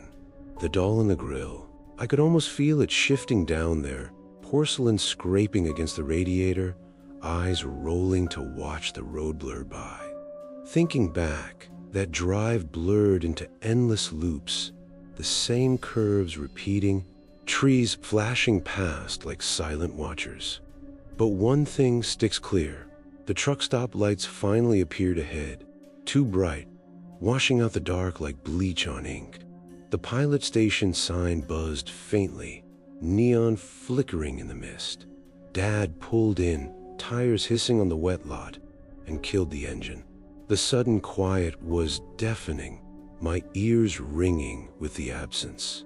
He got out first, grabbing a pry bar from the toolbox, and I followed, legs wobbly from the ride. The lot was empty, too empty for that hour. No other rigs, no attendants visible through the lit windows. The air smelled like diesel and rain-soaked asphalt, but underneath, something sweet and rotten like wilted flowers. Dad knelt by the grill again, bar in hand, but when he shone the flashlight, the doll was gone. Just the bent slats, empty, no shards or scraps left behind. He poked around, confused, then checked the engine block. That's when we saw them. Tiny, muddy fingerprints covering the metal, clustered like they climbed up from below. Small hands, child-sized, smeared in dirt that looked fresh, wet. Dad tried the power sprayer at the station, hose blasting high pressure, but the prints wouldn't wash off. They smeared, sure, but reformed, sharp and clear, as if pressed anew. I touched one, finger tracing the whirl, and it felt warm, pulsing faint like the doll had. Maybe I imagined the pulse, but it felt so real, the mud gritty under my nail, matching the dirt already there from home. We stood there, water pooling around our feet, the sprayer hissing useless, and the quiet of the lot pressed in, too large, the buildings looming distorted under the floodlights. Now, drifting through the memory, I remember the boring ache of sitting in that cab for hours, the seat vinyl creaking under me, but nothing compares to the scratch of that old army blanket Dad kept folded in the back. It was olive green, threadbare from years of use, the kind of surplus store sold cheap. On long rides, I'd pull it over my lap when the cold seeped in, but was rough, fibers like tiny wires poking through my jeans, irritating the skin slow and steady. The wool smelled musty, like damp attic corners, clinging to your clothes long after you folded away. It'd bunch up under my thighs, creating lumps that dug in with every bump, a dull pressure building to a burn if I shifted wrong. Rain on the cab roof sometimes drowned it out, but the scratch persisted, rhythmic with the wiper's swish, making me fidget endless. The edges frayed, threads catching on my fingers, pulling just enough to sting. Boring as waiting for school to end. That itch never peaked, just simmered, wearing you down until you accepted it as part of the ride. I'd scratch my legs through the fabric, nails rasping, but it only spread the prickle up my calves, a constant, nagging reminder you couldn't escape. On humid nights, it trapped sweat, turning sticky and heavier, the wool fibers matted like wet fur. That blanket defined those halls, mundane and unrelenting, embedding its texture in my skin like a habit you can't break. The fingerprint stayed, even after we left the stop, engine rumbling back to life. Dad drove on, quieter now, and I watched the side mirror, waiting for the hand.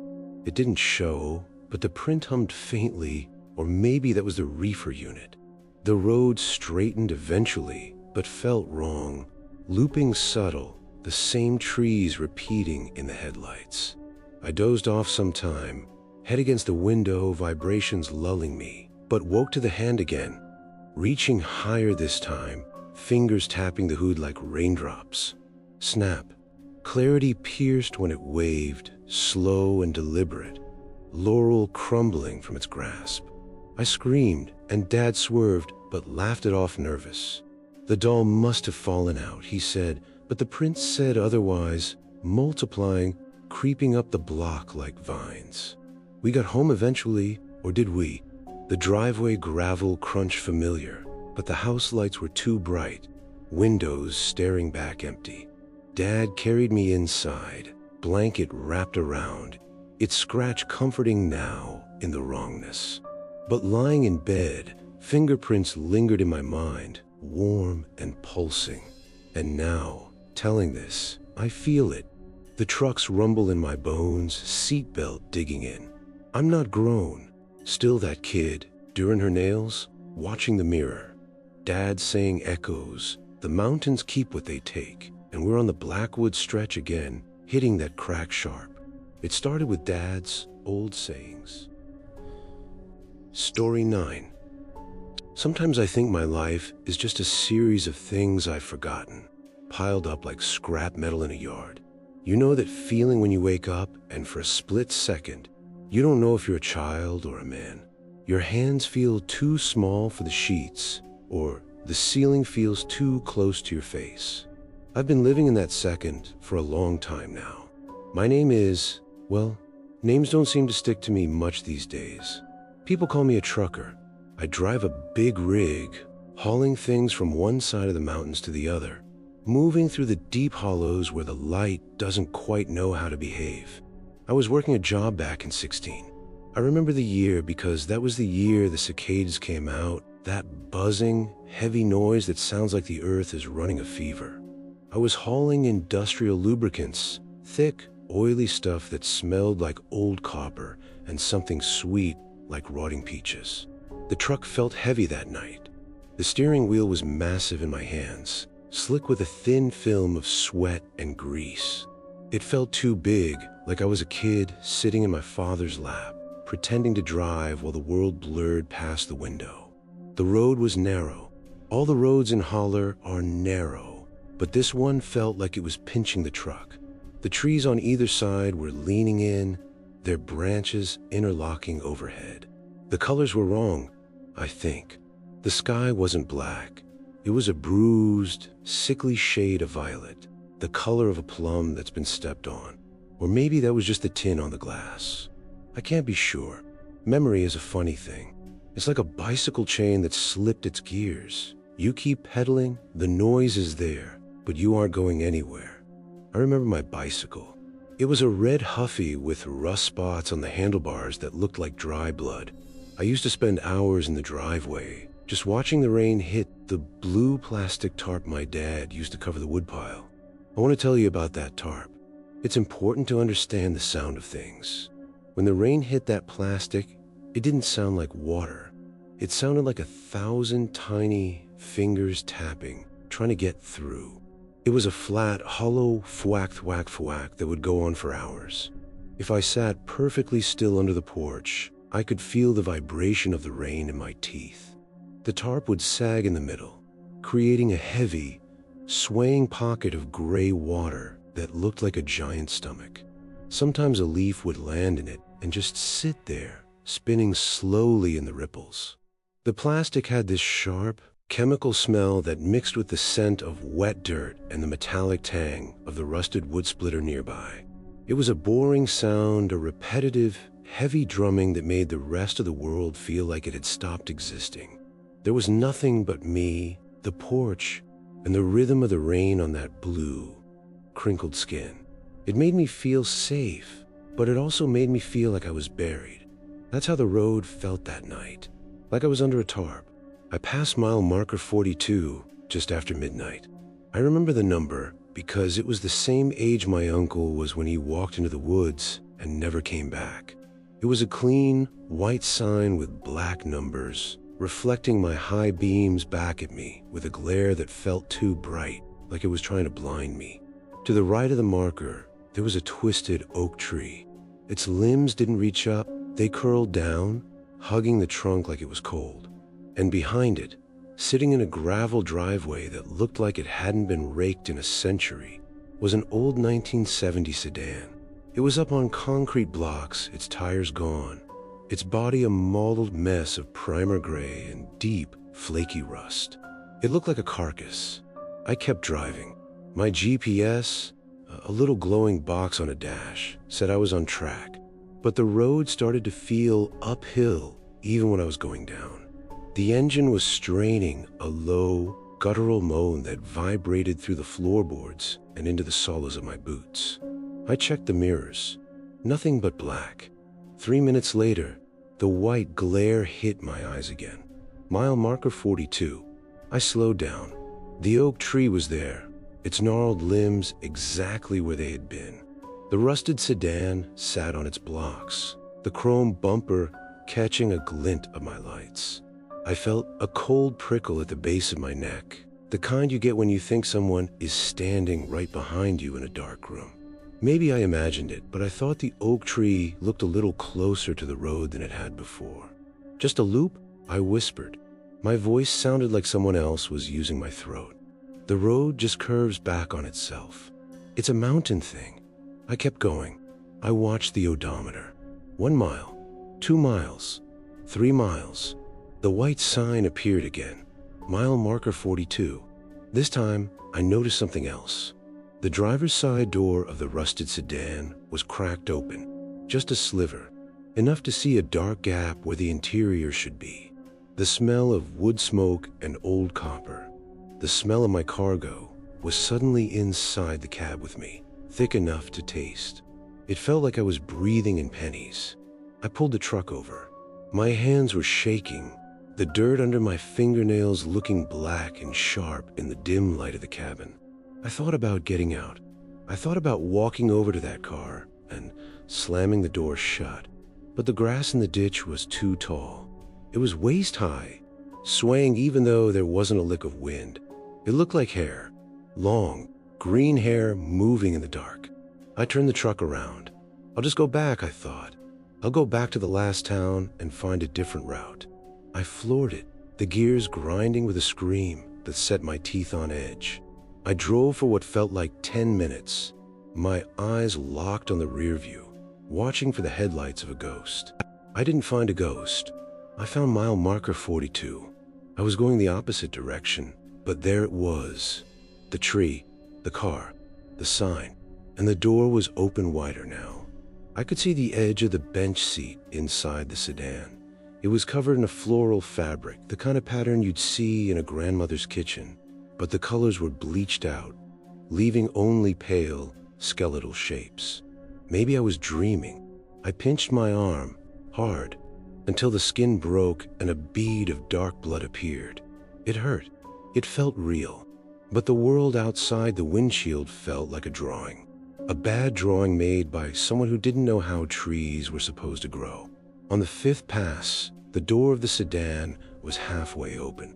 On the 6th, it was swinging on its hinges, a slow, rhythmic creak thud that matched the beat of my own heart. On the 7th, I saw a shape in the tall grass near the tree. It looked like a bicycle, a red Huffy with rusted handlebars. I started to cry. It wasn't a loud sob. It was a quiet, fragile whimpering. I felt small. I felt like the steering wheel was a wall I couldn't climb over. I looked at my reflection in the side mirror, but the glass was distorted. My face looked long, my eyes like dark pits. I looked like I was made of the same gray primer as the car. On the night pass, I didn't stop. I couldn't stop. The figure was sitting in the driver's seat of the rusted sedan. It wasn't a person. It was a shape wearing a flannel shirt that I recognized, the one my father wore when he went to work at the mill. But where the head should have been, there was only a smooth, pale mass. No hair, no mouth, no nose, just two perfectly round, flat circles where the eyes should be. They looked like empty coin slots, cold, metallic, waiting for someone to drop something in. The figure didn't move. It just stared at the road, its hands, long, pale things with too many joints, resting on the steering wheel of a car that had no engine. I lost it. I closed my eyes and slammed my foot down on the gas. I didn't care if I hit the oak tree. I didn't care if I went over the cliff. I just wanted the loop to break. I screamed, a high, thin sound that didn't belong to a man my age. I screamed until my throat felt like it was filled with broken glass. The truck bucked and roared, the sound of the tires hitting gravel exploding like a gunshot in the quiet woods. When I opened my eyes, I was 3 counties away. The sun was starting to bleed over the horizon, a pale, weak yellow that didn't provide any warmth. I was parked on the shoulder of a highway I didn't recognize. My heart was thumping against my ribs, a dull, bruised feeling. I reached for my watch, an old wind-up piece my mother gave me. I wanted to see how much time I'd lost. The second hand was moving, but it wasn't moving forward. It was ticking backward, a frantic, clicking retreat. Tick, tick, tick, each second taking me further away from the morning. I looked down at my hands. They were covered in dirt, not truck grease, just dark, rich mountain soil. My fingernails were short and bitten. I looked at the dash. My GPS was dark. The screen was cracked in a pattern that looked like a twisted oak tree. I'm tired. I'm so tired of driving. I've been trying to get home for 20 years, but the road and the holler don't lead to where they're supposed to. I keep thinking I've escaped, that I've reached the next town, the next state, the next life. But then the light changes. The colors go wrong. The sky is turning that bruised violet color again. I can feel the weight of the air pressing down on the cab, like a heavy, wet tarp. The smell of rotting peaches and copper is filling my lungs. I'm shifting into gear. I have to. The road is calling, and it sounds like a bicycle chain grinding against a rusted gear. I look out the windshield, and for a second the glass isn't there. I'm just a boy sitting in the dirt, watching the rain. But then I see the sign. It's white. It's clean. It has black numbers. I don't care what the GPS says. Some roads in a holler don't lead to where they're supposed to. I was making a delivery of industrial lubricants back in 16 when I passed mile marker 42. Then I passed it again, and again. The scenery never changes. The same twisted oak tree, the same rusted out 1970 sedan. I think the door is opening. Story time. I remember the way the truck would settle at night, like a big animal curling up to sleep, the metal creaking and popping as it cooled down from the day's heat. I must have been 8 or 9. It's fuzzy now, the way memories smear when you try to hold them too tight. Dad used to let me tag along on his shorter runs, especially when school was out and Mom needed the house quiet for her sewing. We'd park at these dark pull-offs near the Kentucky border, places where the road just gave up and let the woods take over. Everything felt too large there. The trees towered like giants with arms too long. The sky stretched wide and empty, stars pricking through too bright, like pins in black cloth. The quiet was wrong, I think. Not peaceful, but smothering, like someone had turned off all the sounds except the ones inside your head. Maybe I imagined how the pull-off gravel crunched under the tires louder than it should, echoing back from the dark as if the ground was hollow underneath. I was in the sleeper berth, that cramped little space behind the seats, curled up on a thin mattress that smelled like old sweat and diesel. My sneakers were kicked off, laces tangled on the floor, and there was dirt under my fingernails from climbing trees at our last stop. Little grains that itched when I rubbed my eyes. Dad was up front, finishing paperwork by the dash light, his pen scratching faint like a mouse in the walls. He always said you'd get used to the sound of a truck at night, the wind whistling through cracks, the frame shifting. But that night, something answered back. It started with a polite tap on the back wall, right behind my head. Tap, tap, tap. Not loud, but clear like knuckles on wood. Only this was metal, cold and unyielding. I froze, blanket pulled up to my chin, listening. The tapping paused, then came again, following the rhythm of my breathing, or maybe I just thought that. Dad didn't hear it at first. He mumbled something about the weather report on the radio, static hissing low. The berth felt too small suddenly, the ceiling pressing down, the walls closing, and like the truck was shrinking around me. I whispered, "Dad," but my voice came out thin, fragile, like it might break if I pushed harder. He grunted, "Go to sleep, kiddo."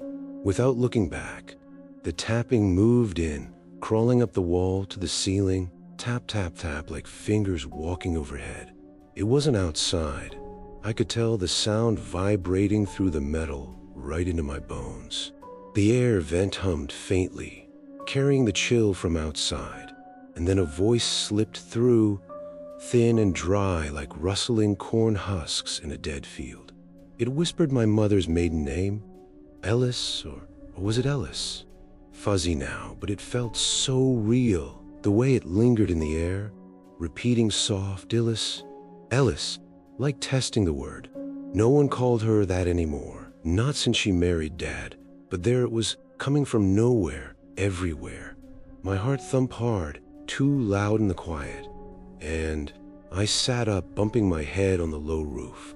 The tapping followed, shifting to the side panel now, insistent. Outside, the pull-off was empty, 10 miles in any direction, Dad always said. Nothing but woods and forgotten roads. The grass around the truck was too high, waving slow in the breeze like underwater weeds, blades brushing the undercarriage with a whisper that matched the voice. My bicycle chain back home made a similar rattle when it got loose, clink clink over pavement cracks. But this was different, purposeful, like something knocking to be let in or out. I clutched lukewarm gas station coffee Dad had left in a foam cup on the tiny shelf. The liquid sloshing cold now, bitter smell rising up. The cup's rim was dented from my teeth earlier, chewing nervous while we drove. The voice whispered again, closer, threading through the vents like smoke, saying things I couldn't catch, fragments of names, places we'd been. Dad finally noticed when the tapping grew bolder, rattling the whole berth. He twisted in his seat, face half shadowed by the dash glow, eyes squinting. "What the hell?" he muttered, grabbing a flashlight from the console. The beam clicked on, too bright, washing out the cab in harsh white that made everything look flat, unreal. He stepped out, door creaking open, cold rushing in like water. I huddled deeper under the blanket, but the tapping didn't stop. It danced around from ceiling to floor like whatever was pasted inside the walls. The quiet outside swallowed Dad's footsteps, too quiet. No crunch on gravel, just a beam swinging wild, cutting through fog that rolled in thick and sudden. Maybe I imagined the fog, but it felt so real, clinging to the windows, blurring the trees in a shapes too vague, too human-like standing watch. Alone in the berth, the voice grew clearer, whispering secrets. My full name, the scar on my knee from falling off that bike, how it still ached on rainy days. Tap, tap, right under the mattress now, vibrating up through the foam. I scrambled out, feet bare on the cold floor, toes curling against the grit tracked in. The cab felt distorted, seats too far apart, dashboard dials glowing wrong colors, reds bleeding into greens. Dad called from outside, voice muffled. Nothing here, but the tapping answered him, rapid now, like applause or teeth chattering. I hopped into the driver's seat, hands shaking on a wheel too big for me, keys dangling in the ignition. The engine roared to life when I turned it. Wait, no, they must have left them in. But the sound snapped everything sharp. The tapping exploded into a frenzy, pounding from all sides, walls dinting inward faint like fists pushing through. Dad burst back in, face pale, slamming the door. "Drive," he said, voice cracking fragile, and I didn't question, just peeled out, tires spinning gravel that sprayed like rain. The pull-off shrank in the mirrors, but the tapping followed for miles, fading slow, whispers trailing off into the vents. The road unspooled ahead, too straight, too endless, headlights carving tunnels in the dark that looped subtle. We didn't stop until dawn, colors washing in wrong. Sky too pink, trees too green, like a picture colored outside the lines. Home felt different after, but the truck, when Dad inspected the trailer later, under the harsh garage light, we found them hundreds of tiny needle-like holes poked through the heavy steel of the back door. Not random, but patterned like stitches trying to sew it shut. Threads of metal curled outward. No rust, fresh as of done that night while we slept or tried to. I touched one, finger fitting the prick, and it stung sharp, blood welling up red and real. Dad never talked about it, just patched them over with tape that peeled eventually. Drifting back, that night blurs with others, but the boredom of long hauls sticks clear, like the drone of rain on the truck's roof, steady and endless. We'd park under storms sometimes, the drops hitting the metal like fingers drumming impatient. But on plastic tarps it was different. Back home, Dad covered the woodpile with his blue tarp, crinkly and slick, and rain on it sounded muffled, a pat that built slow. No rhythm, just constant. I'd sit on the porch, watching puddles form, the sound echoing hollow under the tarp, water pooling in sags that stretched the plastic thin. It was boring, that noise, lulling you into staring at nothing, the tarp flapping lazy in wind gusts, edges snapping back wet. Drops slid down, gathering speed, but the overall pattern stayed dull, wearing on your ears until you tuned it out, only to notice again sharper when thunder cracked distant. The plastic smelled like chemicals when wet, sharp in your nose, clinging to clothes if you brushed it. On heavy rains, it ballooned with water weight, sagging low, the sound deepening to thuds as pools shifted. Boring as counting cracks in the driveway, it dragged on, making time stretch, the patter embedding in your head like a habit, replaying even in quiet. I'd poke the sag sometimes, water gushing out cold, but the sound persisted, unrelenting, a backdrop to lazy afternoons that felt too long, too empty. The holes haunted me, pricks in my dreams, tapping soft at first, then pounding. Snap, clarity would hit when I'd wake, heart racing, convinced the walls of my room dented inward, stitches pulling tight. Dad sold the truck eventually. Or did he? Fuzzy now. But lying here trying to piece it, I feel the birth mattress under me again, blanket thin, tapping starting polite on the wall. I'm not grown, still that kid, dirt under nails, clutching the foam cup. The quiet presses too large, Vince whispering Ellis. And Dad's up front, pen scratching. The truck settles at night like a big animal curling up. Story 11. I think the air in the cab is getting thinner, or maybe I'm just forgetting how to breathe. They tell me it's 2026, but the calendar on my dashboard says 1997, and the ink is still wet. I was pulling an overnight haul up Monteagle Mountain. At least, that's what the manifest says. It was autumn. The leaves weren't red or gold. They were a dull, bruised brown, the color of an old penny you find in the dirt. Everything felt too large. The steering wheel was a great black circle that I had to lean my whole body against just to turn. The pedals were so far down, I felt like a child reaching for the floor. My rig was loaded with pallets of canned goods, corn, green beans, peaches, all of them sitting in the dark behind me. Thousands of metal cylinders clicking against each other with every bump. Click-clack, click-clack. It sounded like a bicycle chain that had slipped its sprocket, spinning and spinning, but never catching. I remember my bicycle. It was a blue Schwinn with a white banana seat. I used to spend hours in the driveway, just trying to get the chain back on the teeth of the gear. My fingers would get coated in that thick, black grease, the kind that smells like a machine's blood and stays under your fingernails for a week no matter how hard you scrub with the gritty orange soap. In the garage, I'd squat there in the gravel, the sun beating down on the back of my neck until it felt raw, just turning the pedal with one hand and guided the oily links with the other. The chain had a specific weight to it, a cold, heavy slinkiness that felt like a dead snake. And that sound, the clink, clink, flink of metal hitting metal, it was the only thing in the world. The grass was so high it tickled my ears, and the smell of the neighbor's charcoal grill was everywhere. It was a boring, endless afternoon, the kind where the clock on the kitchen wall just seems to give up. I want to tell you about the sound of that orange soap. It's a strange thing to remember, but when you pump it out of the plastic bottle, it makes a wet, sucking noise like a boot pulling out of deep mud.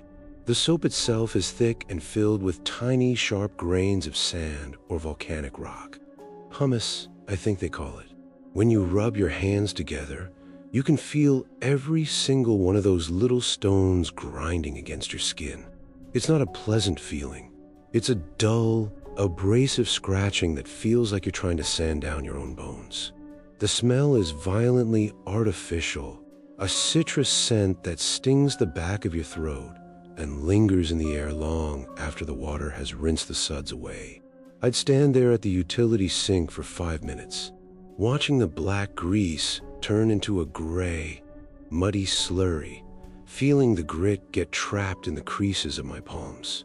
It was a mundane, tiresome chore, just a rhythmic scrubbing and a splash of lukewarm water against the porcelain, over and over until my skin was pink and raw. That's what the static on the CB radio felt like that night on Monteagle. Raw, like something was scrubbing at the inside of my head. The fog rolled in around 2 a.m. It didn't look like mist. It looked like wet wool pulled tight across the windshield. The colors were wrong, I think. The yellow lines on the road weren't yellow. They were the color of a sick man's teeth. I was grinding up those switchbacks, the engine groaning like it was tired of being a truck. Then the radio started. At first, it was just the usual crackle, but it wasn't a sharp pop. It was a wet, muffled sound. It sounded like someone chewing on a big sheet of aluminum foil, that metallic, sliding crunch that make your molars ache. I reached out to adjust the squelch, my hand shaking just a little bit. My fingers looked small against the knobs. Too small. Voices started slipping through the foil. They weren't loud. They were murmuring, low and fast, like two people arguing in the back of a church. I couldn't place the language. It had too many soft sounds, too many wet clicks. Maybe I imagined this part, but it felt so real. I thought I heard the sound of a bicycle bell, a tiny silver ting buried under the static. I turned the dial. Channel 19, Channel 21. It didn't matter. The voices followed me. Arthur, the radio whispered. My heart did a slow, heavy roll in my chest. Arthur, that's my name. Or it was. I haven't heard it in a long time. Mile marker 64, the voice said. It was a woman's voice now, but it sounded like it was coming through a mouthful of dirt. The trees are watching the tires, Arthur. The rubber is screaming. I looked at the dash. I was passing mile marker 64, a white sign, stark and cold in the fog. I reached out and slammed the power button on the CB. The little red light went dark. I sat there in the silence of the cab, listening to the hum of the tires on the asphalt. I felt a drop of sweat slide down my temple, cold as a spider's leg. Arthur, the speaker said. They were off. The radio was dead. There was no power going to the unit, but the mesh of the speakers was vibrating. I could see the dust dancing on the black plastic. She looked sad in the picture, the voice murmured. It was a man this time, his voice dry as a dead leaf. The tape is peeling at the corners. She's starting to yellow, Arthur, just like the grass. I looked at the photo taped to my dash. It was a faded Polaroid of my ex-wife, Sarah. She was standing in front of a white picket fence, squinting at the sun. The tape was peeling. I hadn't noticed that before. I reached out to touch the corner of the photo, and my finger felt like it belonged to someone else. The skin was too smooth. No wrinkles. No scars from 20 years on the road. I pulled over. I had to. The mountain felt like it was leaning in on me. The rock walls of the pass, turning into giant gray faces. I hit a turnout, the gravel crunching under my wheels like breaking bones. I grabbed my thermos, my hands fumbling with a plastic cup. I tried to pour a drink, but the coffee was lukewarm and bitter, and my hand shook so hard I splashed it all over the floor mat. The smell hit me, burnt beans and wet carpet. It was a sharp, mundane reality that should have snapped me out of it. But the radio didn't care about the coffee. "Are you listening, Arthur?" the whispers asked. Now it sounded like a dozen of them, all talking at once, a huddle of invisible people crammed into the passenger seat. "We can hear your thoughts. They sound like a bicycle chain. Clink, clink, clink. You're trying to fix it, but the gears are stripped." I keyed up the mic. I didn't even think about the fact that the power was off. "Is anyone there?" I screamed into the plastic headset. "Break for 19. Does anyone hear this? Please, God, tell me you hear this." Silence. Not even the static. Just a heavy, dead weight in the air. I looked out the window. The fog had thinned just enough to see the edge of the turnout. There was a bicycle leaning against a pine tree. A blue Schwinn. The white banana seat was torn, the yellow foam guts spilling out like a wound. The chain was hanging off the gear, trailing in the dirt. I remember this. I remember being 7 years old and losing my chain on a mountain road. I remember the fear of the dark woods and the way the trees seemed to have eyes. But I'm 54. I'm a trucker. I have a mortgage and a bad back and a faded photo of a woman who left me in '02. "You never left the driveway, Arthur," the radio whispered. The voice was my mother's. It was soft the way she sounded when she was tucking me in, but there was a metallic edge to it, like she had a piece of aluminum foil under her tongue. "The rain is hitting the tarp. Can't you hear it?" I looked at the windshield. It wasn't fog. It was a blue plastic tarp stretched tight over the cab. I could hear the rain hitting it. Whack, flat, flack. A flat, hollow drumming that filled my ears until I couldn't hear the engine anymore. I reached for the door handle, but it wasn't a handle. It was a piece of rusted rebar. I looked down on my feet. I wasn't wearing boots. I was wearing a pair of dirty sneakers with the laces untied. My legs were short, dangling off the edge of the seat. The colors were wrong, I think. Everything was turning a granny, overexposed white, like an old photograph left in the sun. "Arthur, come inside," the radio said. It wasn't coming from the speakers anymore. It was coming from the pallets of canned goods in the back. Thousands of cans of corn whispering my name. I closed my eyes. I gripped the steering wheel, the massive black circle, and I prayed for the sun to come up. I prayed for the voices to turn back into static. I prayed for the smell of the orange soap to wash away the smell of the mountain. The voices faded as dawn broke. The light was gray and cold, but it was light. I put the truck in gear and drove. I didn't look at the photo. I didn't look at the radio. I just drove until I hit Chattanooga, my hands gripping the wheel until my knuckles turned white. But every time I pass a radio station, every time I hear the hiss of a television between channels, I feel that cold sweat, because I know the mountain is still listening. It's picking in my thoughts, one whisper at a time, trying to find a link that finally breaks. I think the air in the cab is getting thinner, or maybe I'm just forgetting how to breathe.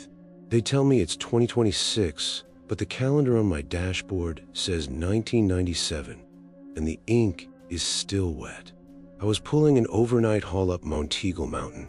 At least, that's what the manifest says. It was autumn. The leaves weren't red or gold. They were a dull, bruised brown, the color of an old penny you find in the dirt. Everything feels too large. The steering wheel is a great black circle. I'm reaching for the CB now. I shouldn't, but the static is starting to sound like my name. "Arthur, can you hear the rain on the tarp, Arthur?" Story 12. I think it began with the sputter of the engine, that cough like an old man clearing his throat after too many cigarettes. Or maybe it was the way the road climbed too steep the truck groaning under us like it was carrying more than just a load in the trailer. I was probably 10, it's hard to say. The winter was all run together now, slick and cold in my head. Dad took me along on that run from Nashville to Atlanta. Said it was to toughen me up, show me the real world beyond our little hollow. Monteagle Mountain was just another hill to him, he'd say, but to me it felt alive, the switchbacks twisting like veins under skin stretched too tight. Everything seemed too large that night. The rig towered over the road, headlights stabbing in a fog that swallowed them whole, and the pines loomed silent, too quiet, their needles whispering secrets only the wind knew.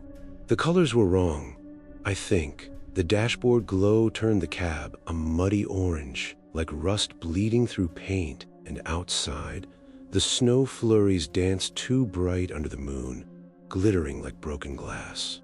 I sat shotgun, legs swinging short of the floor mat, sneakers caked with mud from the yard back home. There was dirt under my fingernails, packed in from building forts out of sticks and stones earlier that day, little black lines that I dug at with my thumb while staring at the passing guardrails. They bent wrong, too curvy, like the mountain was bending them on purpose. Dad chain-smoked Marlboros, the pack crumpled on the dash, red and white wrapper, faded for being stuffed in his pocket too long. The cab smelled like tobacco and cold coffee, the thermos sloshing between us every bump. He didn't talk much, just hummed country tunes off-key, voice rumbling low over the engine's growl. Winter storm warnings crackled on the radio earlier, but now it was static, hissing faint like breath through teeth. The ascent dragged on, the trailer heavy with whatever we were hauling, lumber or crates, fuzzy now. And halfway up, the engine started sputtering. Not a smooth fade, but jerks that shook the whole cab like something clogging the works inside. Dad cursed soft, easing us onto the shoulder, gravel crunching under tires too loud in the hush. No other vehicles around, just the wind howling through the pines, carrying a chill that seeped through the door seals. He popped the hood, steam or smoke billowing up white and thick, and told me to stay put. But I didn't. Curiosity tugged me out, feet hitting the ground cold, socks peeking through holes in my sneakers. The air bit sharp, snowflakes melting on my cheeks, and the breakdown lane felt endless, stretching into dark where the fog ate the road. The grass along the edge was too high, frozen stiff like spikes, brushing my shins as I shuffled to the front. Dad shone his flashlight under the hood, muttering about fuel lines or filters, his breath clouding the beam. That's when I spotted it, coiled neat in the gravel like it had been placed there. A heavy, rusted chain, links thick as my wrist, crusted with what looked like old blood or maybe just mountain clay, red-brown and flaky. It wasn't road debris, too deliberate, the way it looped perfect, one end hooked, been out of shape like it had been yanked hard from something unwilling. The colors were wrong, I think. The rust glowed faintly in the headlights, deeper red than it should be in the snowlight. Dad didn't see it at first, focused on the engine, but I knelt down, gravel biting my knees through jeans.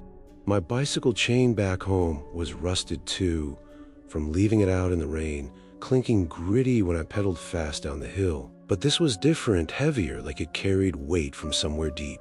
I picked it up, thinking to show Dad, maybe tossing the toolbox for scrap. But it was cold, unnaturally so, even through my mittens, seeping into my fingers like ice water running backward through veins. As I held it, the rig's headlights flickered, dimming like they were about to die, shadows jumping wild across the hood. No wind gust, no reason, just a stutter, the bulbs pulsing faint. The chain tugged back once, light but insistent, like a fish on a line testing a hook.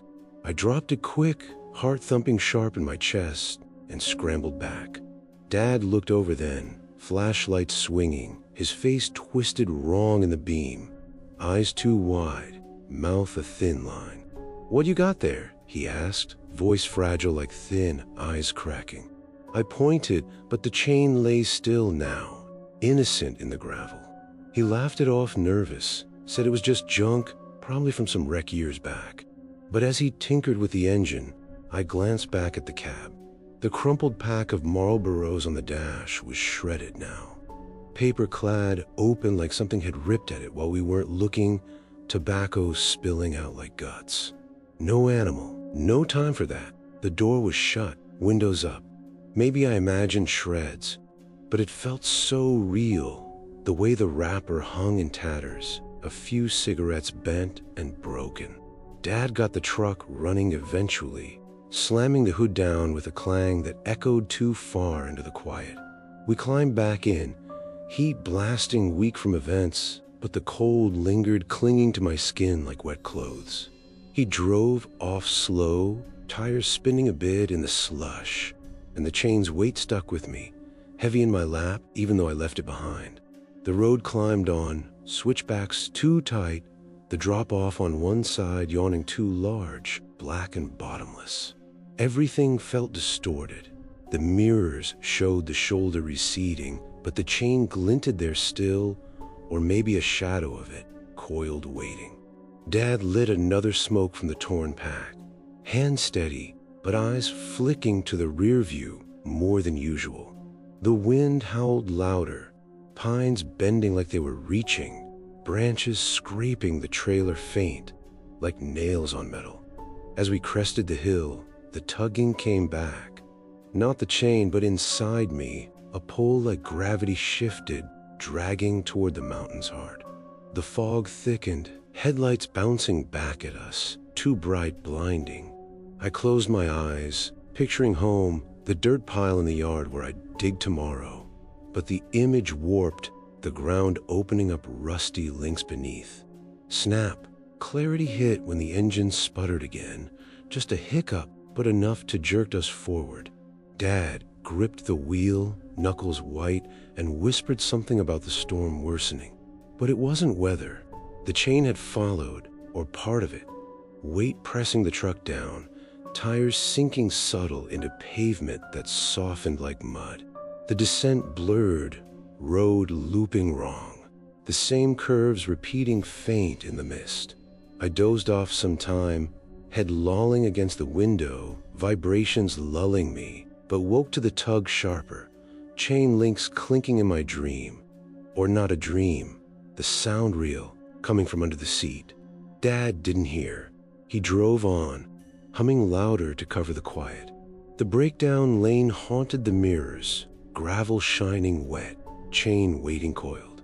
We made it to Atlanta eventually, unloaded, but the weight never left, settling in my bones like rust spreading slow. Drifting through it now, the boredom of those long hauls sticks like glue, especially the feel of the truck's vinyl seat under me, cracked and sticky from years of spills. It was hot in summer, cold in winter, but always that same tacky grip on your skin, pulling when you shifted, leaving red marks on the back of your thighs. I'd sit for hours, the material creaking faint with every bump, fibers worn smooth in spots, but rough elsewhere, catching on jeans threads. Sweat made it worse, turning slick then dry, the seat molding to you like it didn't want to let go.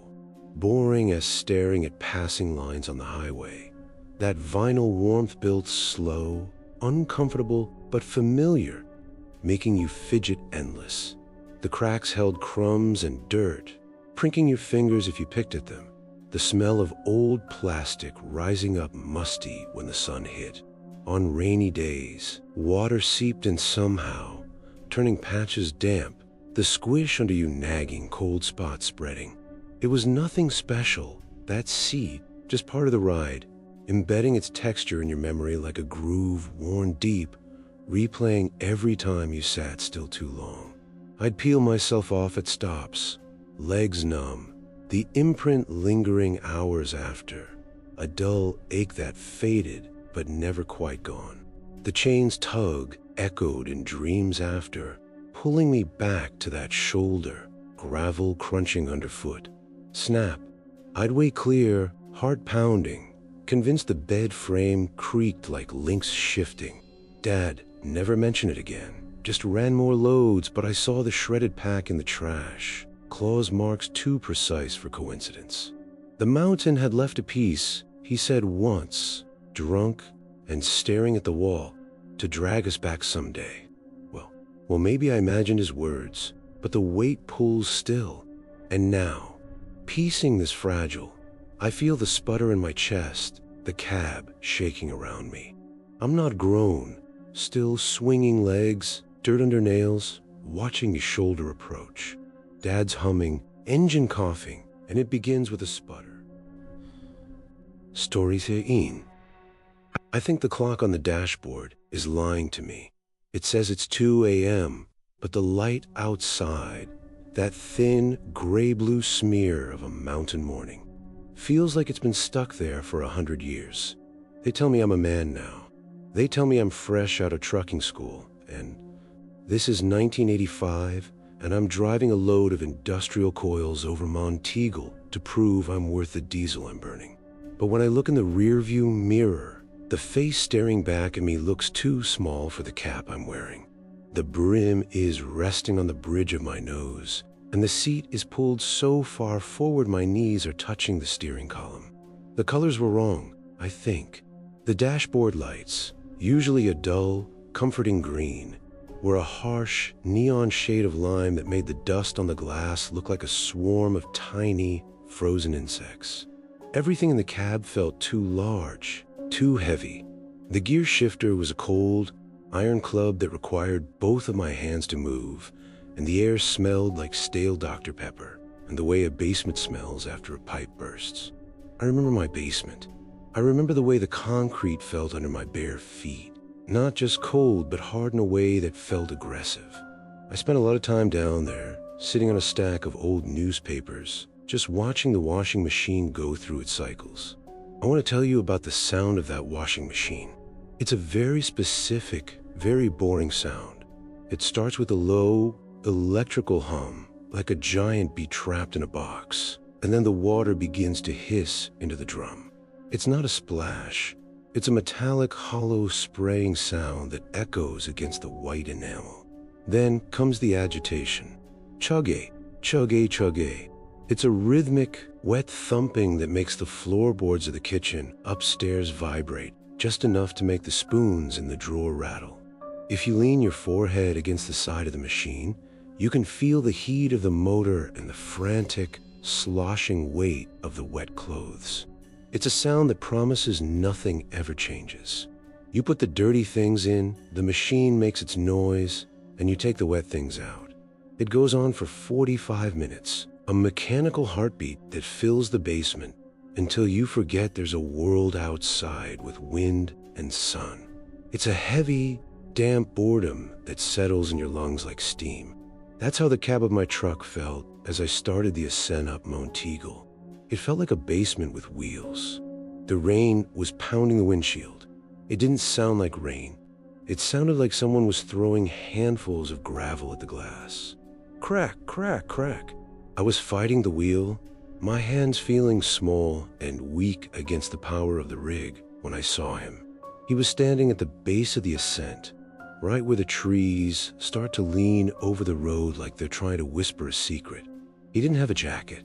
He was just wearing a flannel shirt, red and black checkers. I think, though in that light, they looked like squares of dried blood and soot.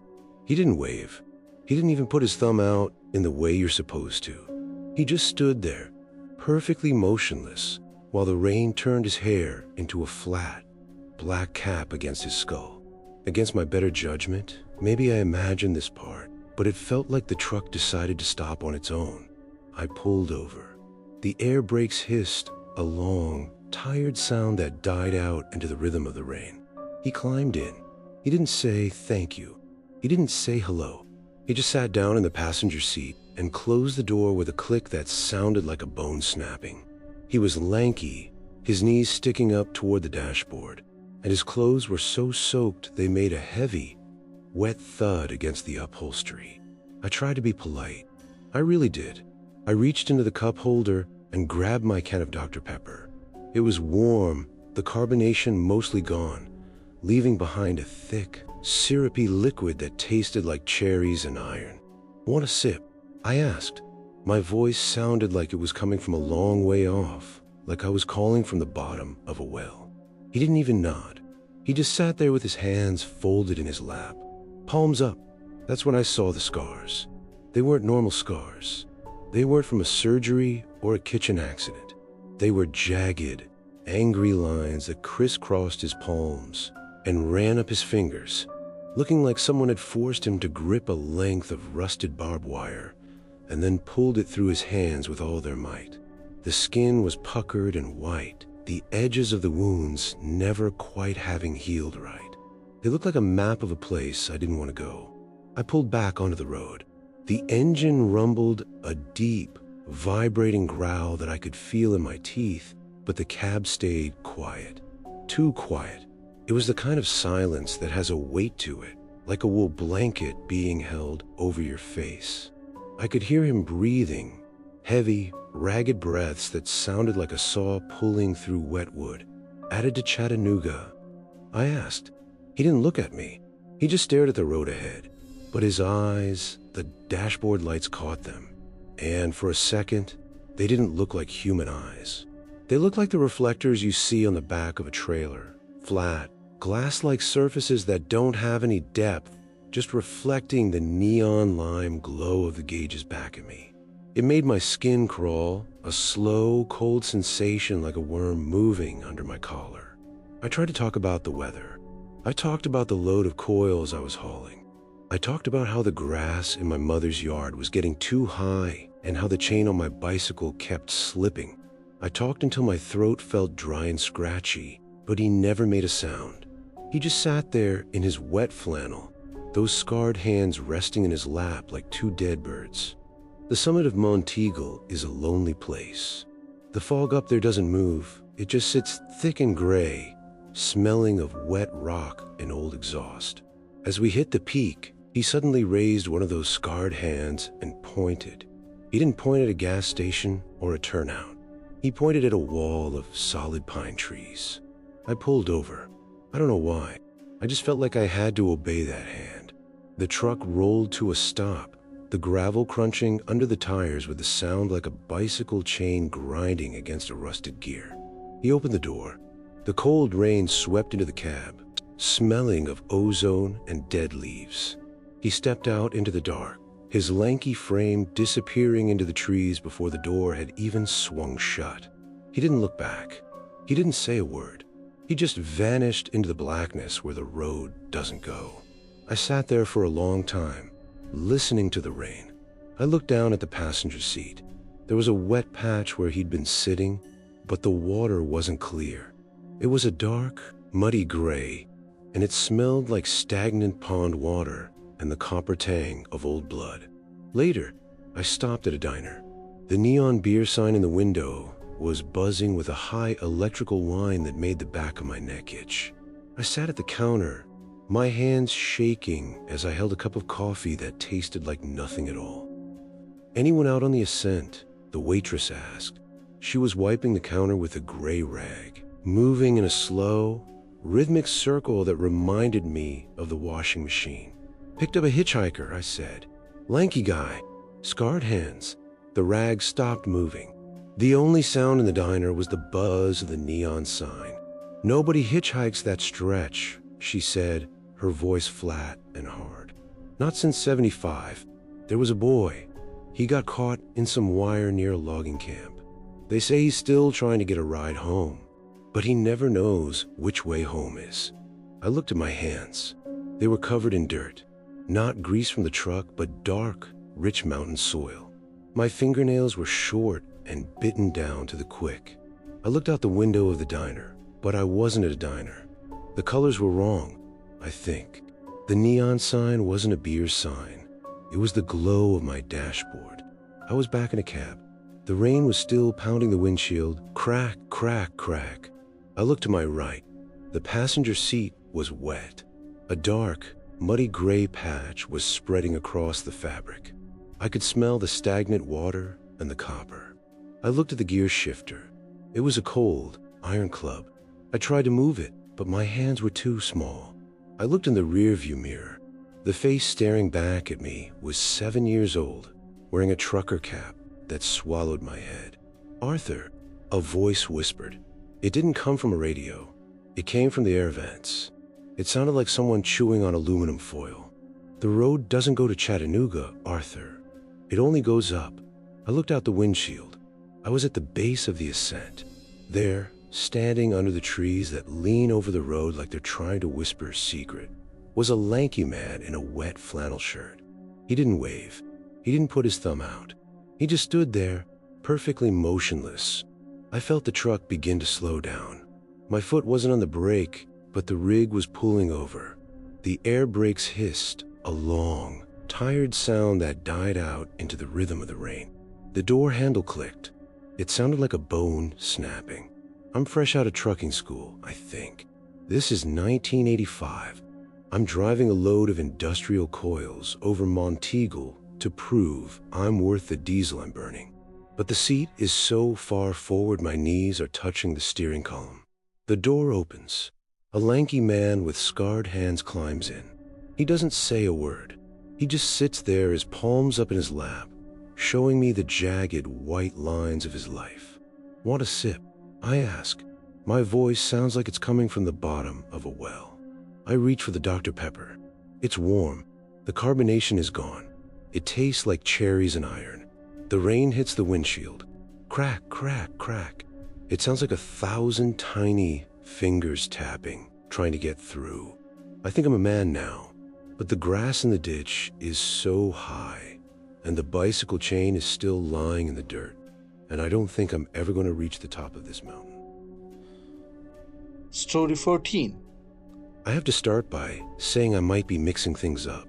That happens more now.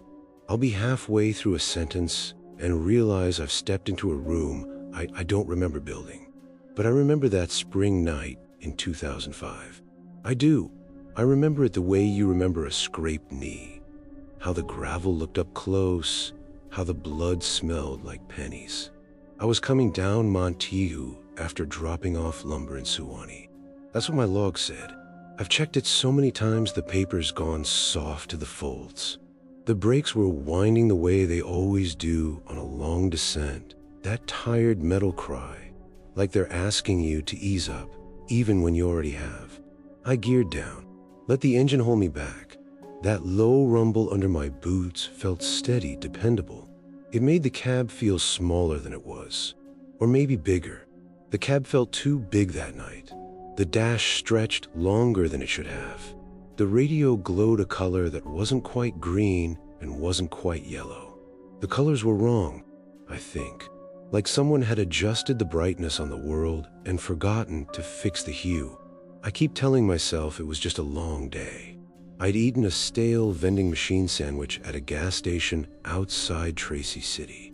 I remember the lettuce stuck to the wrapper, pale and wet, leaving little green ghosts on the wax paper. I shoved the wrapper into the glove box because I didn't want to smell it anymore. Maybe it was bad mayo. Maybe I got lightheaded, but I don't think so.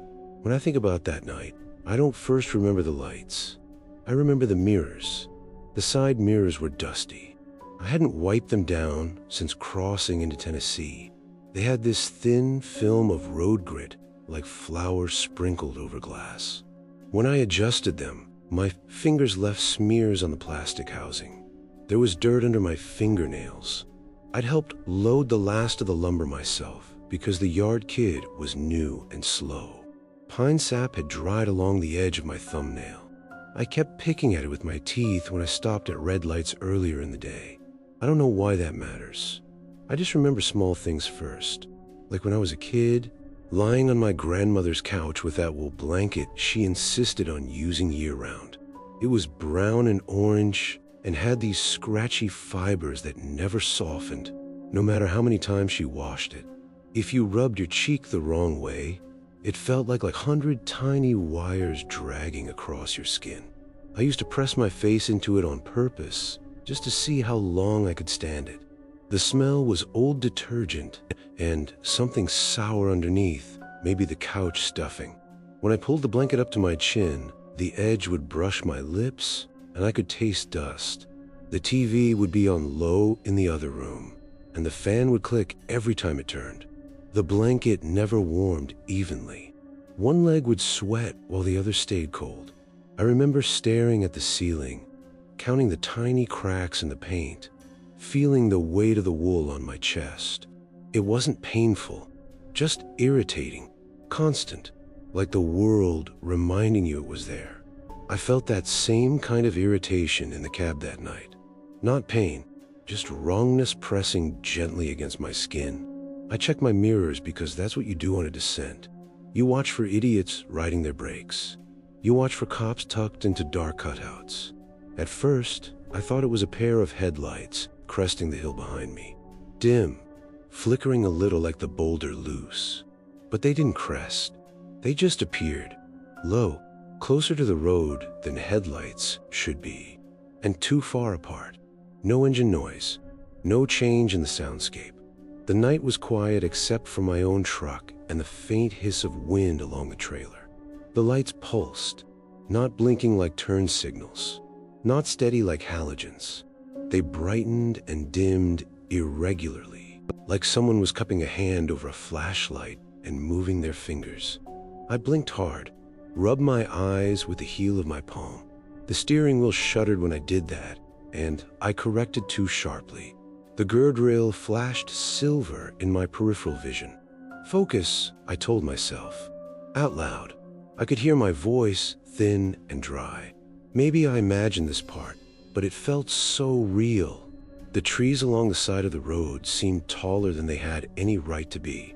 Their trunks leaned in at angles that made no sense. The shadows between them stretched like black seams ripping open. The lights drifted sideways. They didn't stay centered in the lane. They slipped between the guardrails.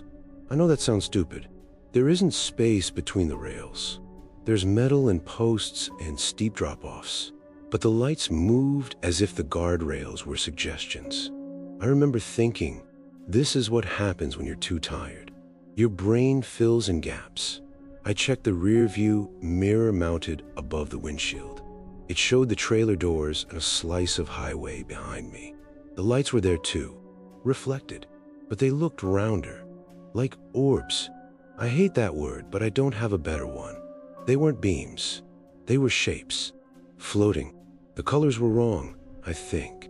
Not white, not yellow, something in between. Sickly, like old fluorescent bulbs in a school hallway. I pressed the gas when the road straightened out. Just a little. Enough to test. The engine responded with that deep growl I've always trusted. The speedometer ticked up. The lights kept pace. That's when my heart started pounding hard enough that I could feel it in my throat.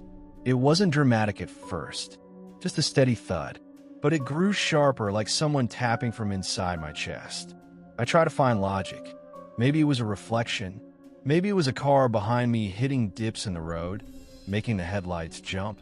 But there was no engine, no tire noise, no flicker of red brake lights, nothing but those pulsing shapes weaving closer. And then, I swear I saw outlines inside them. Not clear, not faces, just darker shapes within the glow. Like when you stare at the sun too long and see after images. They seemed to lean forward, to stretch. One of them reached. That's what it looked like. A thin extension from the light itself, pressing outward toward my trailer doors. I snapped my eyes back to the road, so hard my neck hurt. My hands were sweating on the wheel. The leather felt slick. Bad sandwich, I muttered. Bad sandwich. The glove box rattled when I hit a small bump. The wrapper inside made a soft crinkling sound. For a second, I thought the sound came from behind me. From the lights. I risked another glance. They were closer. Close enough that I could see the edges flicker like moth wings against glass. I floored it. I know you're not supposed to do that on a descent, but the straightaway was clear, and something in me snapped from drifting to sharp, cold clarity. I pushed the pedal down until the engine roared and the cab vibrated. The lights surged too. They didn't lag. They didn't strain. They just matched me perfectly, sliding along the dark like they were attached by invisible lines. The trees twisted in their glow. That's the only way I can describe it. Their shadows bent at angles that hurt my eyes. The guardrail posts looked too tall, too close together. The world narrowed to the road and those pulsing things. I remember thinking, this is it. This is where it ends. On a stupid hill with a bad sandwich in the glove box. But then, the valley floor opened up ahead. The grade leveled. The engine strain eased when I shifted. And the lights faded. Not all at once. Not like someone flipping a switch. They dimmed gradually, pulsing slower, weaker. The outlines inside them thinned until they were just pale smudges in the mirror. Then nothing.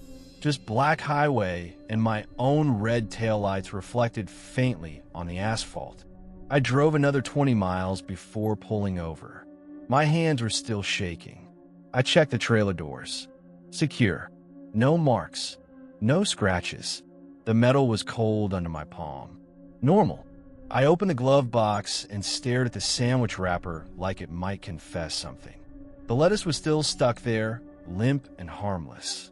Later, I checked my logs. No other traffic reported on that stretch at that time. No accidents. No maintenance vehicles. Nothing. I told myself it was fatigue. I told myself it was childhood fear sneaking back in.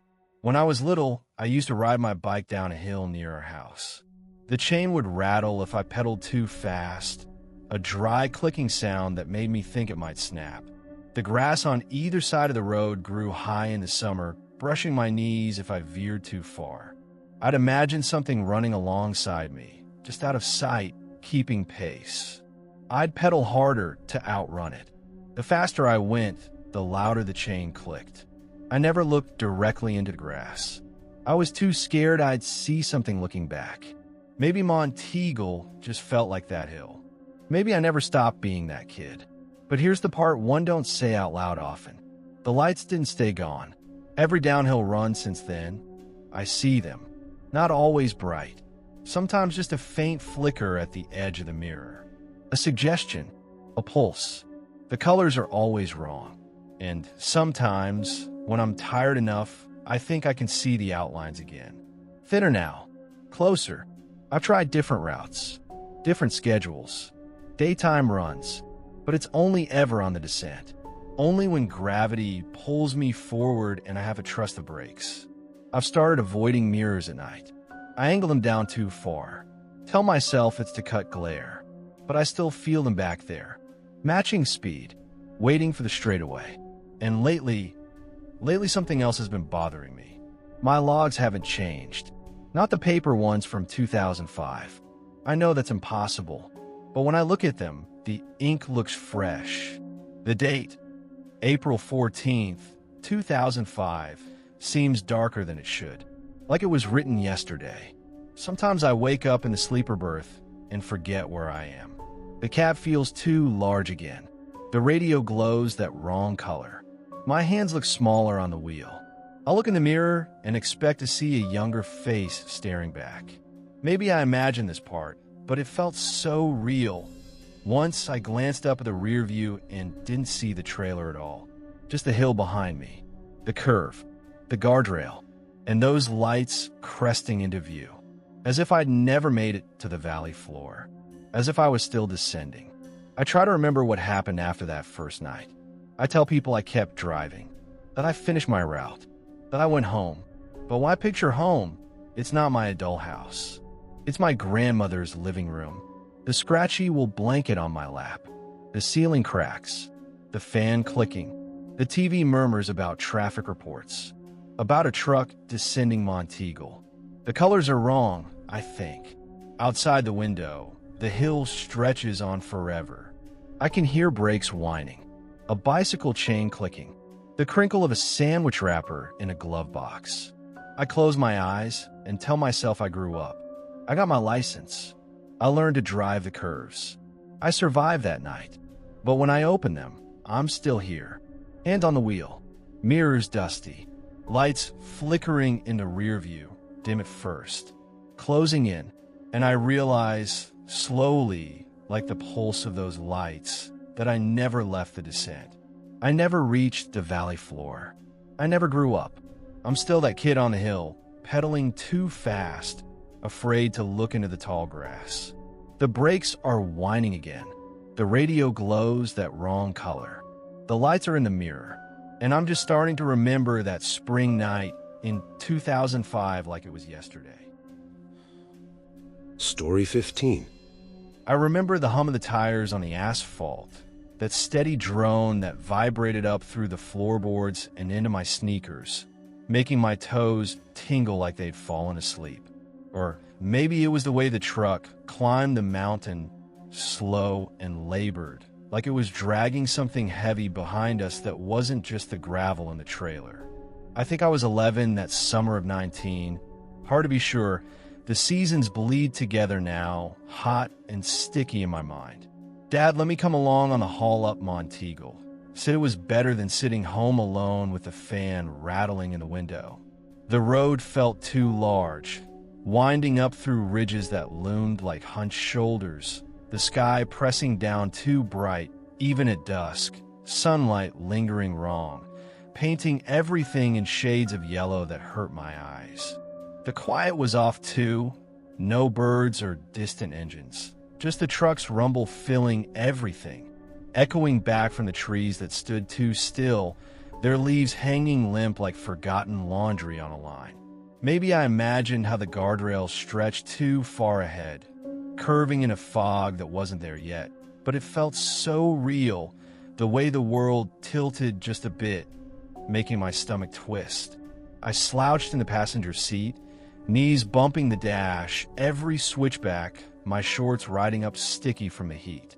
There was dirt under my fingernails, caked from digging worms in the backyard that morning, little brown clumps that smelled like earth when I picked at them. Dad chewed black licorice to stay awake, the kind from the bulk bin at the gas station, bitter and tough, and he'd offer me pieces that I'd gnaw on slow, the flavor coating my tongue like tar.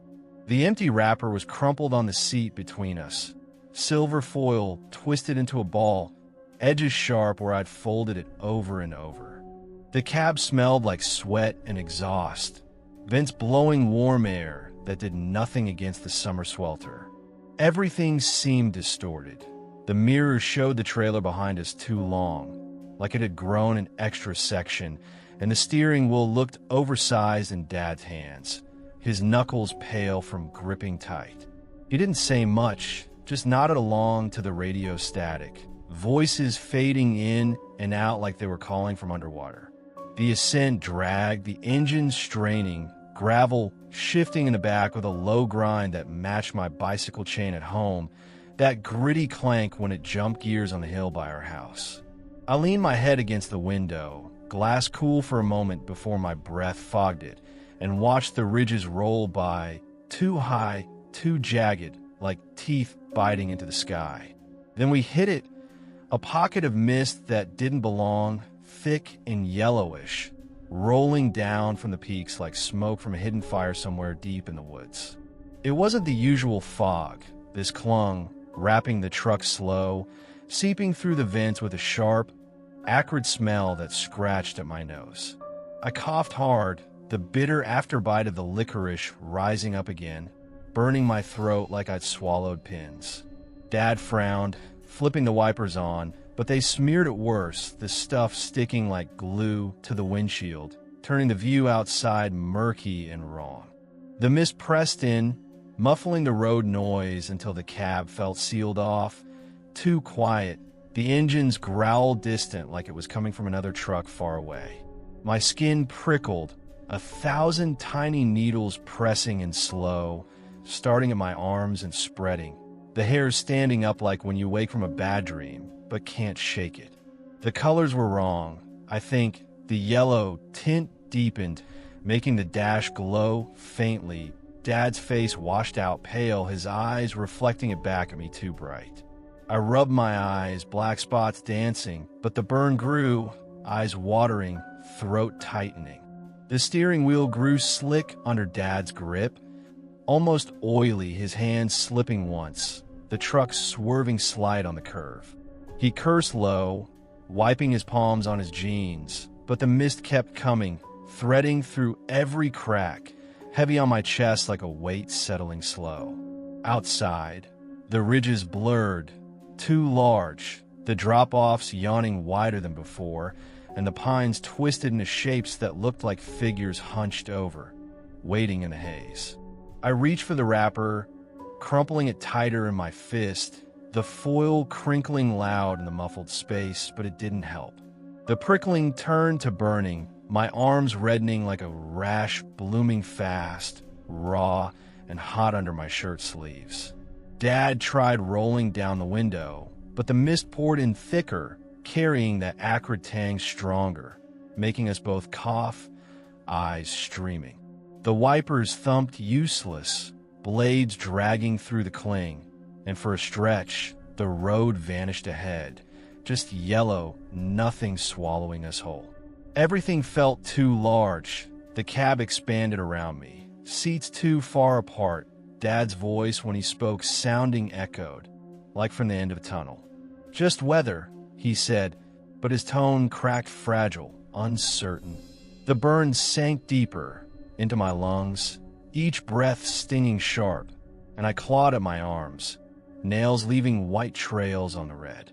Maybe I imagined how the mist moved, tendrils curling deliberate through the vents, brushing my face like fingers too cold, but it felt so real the way it touched back, insistent, marking me.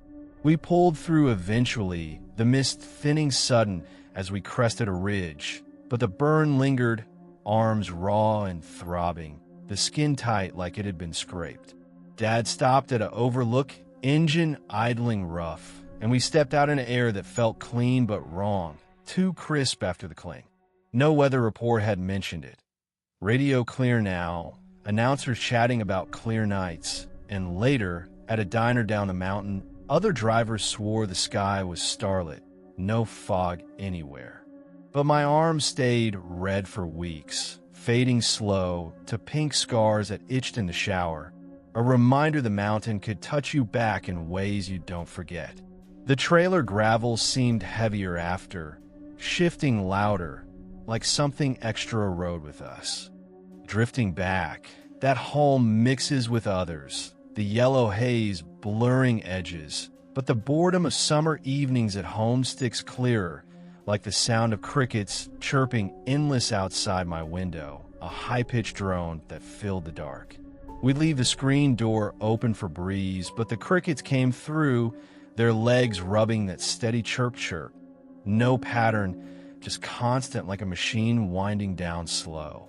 I'd lie in bed, sheets tangled, listening as it built, one starting then others joining, the noise swelling to fill the room until it pressed on your ears. Boring as counting knots in the wood ceiling, that chirp persisted through the night, fading at dawn but leaving a ring in your head. Sometimes a frog would croak over it, low and wet, but the crickets drowned it eventually, their sound embedding in the walls like wallpaper. On humid nights, it turned frantic, faster rubs making the air vibrate, but still dull, lulling you half asleep only to jolt when one chirp closed under the bed. The legs scrape imagined rough, like sandpaper on wood, the chorus wearing you down until morning, a nagging backdrop to dreams that slipped away. I'd stuff pillows over my ears, muffling it to a buzz, but it seeped through, unrelenting, the kind of ordinary noise that burrows deep, replaying in quiet moments years later, a hum you can't escape. The burn came back in flashes after, sharp when I'd chew licorice again, throat closing up sudden. Snap, clarity would pierce at night. Lying awake, skin prickling as if the mist rolled in under the door, yellow and clinging. Dad drove more after, avoiding Monteagle when he could, but I'd see the ridges in dreams, too high, calling. The wrapper, I kept it foil smoothed out, but it yellowed wrong, edges frayed like burn paper. We hauled again soon, or maybe not. Fuzzy now. But the truck's hum returns, pulling me in. And now, whispering this, the vent is faint, yellow, seeping through. I'm not grown, still knees bumping, dirt under nails, licorice bitter on my tongue. The road climbs, mist rolling down, and I remember the hum of the tires. Story 16. I think the sun is too bright today. It's the kind of white, flat light that makes the trees look like cardboard cutouts. And if I squint just right, I can almost see the seams where the sky meets the hills. They tell me it's 2026, and I'm a man who drives a truck for a living. But my shoes feel too heavy, like I'm wearing my father's work boots and trying not to trip over the laces. I remember hauling rebar through the Monongahela back in '08. Or maybe I was just sitting in the tall grass behind a shed, watching a beetle struggle to climb a blade of fescue. The colors were wrong, I think. The green of the leaves was too sharp, like it was vibrating, and the road was a gray tongue licking the feet of the mountains. The sound didn't start in the air. It started in my teeth. It was a low, vibrating hum, the kind of noise a transformer makes on a humid night when the air smells like ozone and wet dust. It wasn't the engine. I know the sound of my engine. It's a tired, clattering heartbeat that reminds me I'm still moving. This was different. It felt like it was coming from the back of my skull, a rhythmic thrumming that made the dashboard of the rig look like it was breathing. I remember the way things felt when I was small. Everything was a texture before it was a name. I want to tell you about the screen door on the back porch of my grandmother's house. It was a flimsy thing made of thin wood painted appealing, chalky white that would come off in tiny flakes under your fingernails. The mesh was metal, not plastic, and it had a specific, boring smell, a mix of old rain and oxidized wire. If you press your nose against it, you could see the world chopped up into thousands of tiny, perfect squares. The sensation of the mesh against my forehead was always the same, a cold, grid-like pressure that left a temporary honeycomb pattern on my skin. I would spend hours just dragging a stick across that mesh, listening to the zip, zip, zip sound, a mindless, repetitive drone that made the hot afternoon feel like it would never end. There was a small hole near the bottom where the wire had frayed into sharp silver needles, and I used to poke my finger through it, feeling the tiny pricks against my skin. It was a dull, circling sort of time where the only thing that mattered was the height of the grass and the way the dust motes danced in the light. The hum in the truck felt like that screen door. It was a gritty sound pressing against me, chopping my thoughts into tiny, manageable squares. I pulled into a gravel turnout. The rocks under the tires sounded like grinding teeth. I reached up and adjusted my cap, a faded trucker hat with a frayed mesh in the back, the kind that catches the stray hairs at the nape of your neck and pulls just enough to keep you awake. I climbed out of the cab, and the silence of the Monongahela hit me like a physical weight. It was too quiet. The birds had stopped, and the wind had died down, leaving only that hum, which was getting louder now. It sounded like 1,000 wet flies trapped in a jar, a frantic, buzzing energy that made the hair on my arms stand up. I walked back to the flatbed. I had dropped my load of rebar 10 miles back at a construction site near the river. The trailer should have been a bare, rusted expanse of heavy steel. But as I approached, I saw the air shimmering. It was like a heat mirage, the kind you see on a blacktop in July, but the air was freezing. The shimmering wasn't coming from the road. It was sitting right on top of the flatbed, a wobbling, translucent mass that made the mountains behind it look warped and melted. Maybe I imagined this part, but it felt so real. I thought I saw shapes inside the shimmer. Small shapes. They looked like the toys I had left in the dirt years ago. Broken plastic soldiers on a red fire truck with a missing wheel, a bicycle chain curled like a snake. They were floating in the vibrating air, turning slowly over and over. I reached out. I don't know why. Maybe I just wanted to see if the metal was still there. I didn't feel the cold, hard bite of rusted steel. My fingers sank into something soft. It was damp and warm, with a texture like skin that had been soaking in a tub for too long. It gave under my touch a sickening, fleshy elasticity that sent a jolt of pure, cold lightning up my spine. I didn't look under the chassis. I couldn't. I had this sudden, terrifying thought that if I leaned down, I wouldn't see axles and tires. I would see ribs. I would see a giant, pale chest heaving in time with a hum. I scrambled back into the cab, my breath coming in short, jagged gasps that sounded like the bicycle chain hitting the guard. I slammed the door and locked it, though I knew a lock wouldn't stop the sound. I floored the gas, the tires spitting gravel as I tore back onto the highway. The hum followed me. It filled the cab, vibrating the glass, vibrating the seats, vibrating the very marrow of my bones. I turned on the radio, desperate for a human voice, a song, a weather report, anything to drown out the wet buzzing of the flies. But the speakers didn't play music. They just pushed out more of the hum, louder and more distorted, until it felt like my head was going to split open like a ripe melon. The sun didn't come up for a long time. The night felt stretched out, thin and gray, like a piece of chewing gum pulled to its breaking point.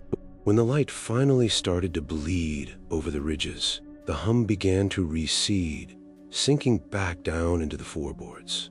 But it didn't leave. It just went dormant, a low, background throb that stayed just out of reach of my hearing. My radio hasn't played a clear station since that night. I turn the dial, and all I get is the same wet buzzing. Sometimes, if I listen closely, I think I hear a voice buried in the static. It sounds like my mother calling me for dinner, but the words are wrong. They're backwards. They're upside down. I'm driving now. I think I'm driving. The road is long and gray, and the trees are leaning in, their branches interlocking like fingers. I look down at my hands on the wheel. They're small. There's dirt under my fingernails, dark, rich soil from the garden. I'm wearing my father's boots, and they're so big I can barely feel the pedals. I look in the side mirror, and I don't see the road. I see the back porch. I see the screen door with the white peeling paint and a hole in the mesh. I see myself, a small boy, sitting in the grass with a bicycle chain, watching the shimmering air above the old flatbed trailer my dad kept in the yard. The hum is starting again. It's coming from the back of my skull. It's a low, vibrating thrum that makes the dashboard look like it's breathing. I think the sun is too bright today. It's that kind of white flat light that makes the trees look like cardboard cutouts. I'm hauling a load of rebar through a stretch of the Monongahela. Or maybe I'm just sitting in the tall grass. The colors are wrong, I think.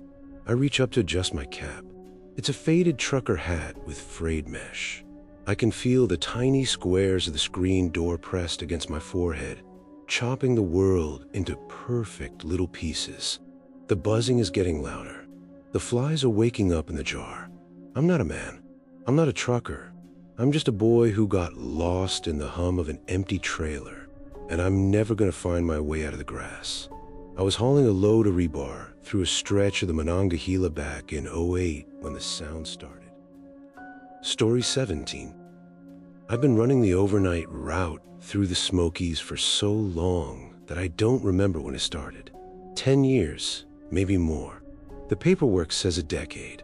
The logbooks stack up in a neat row under my kitchen table. If it is my kitchen table.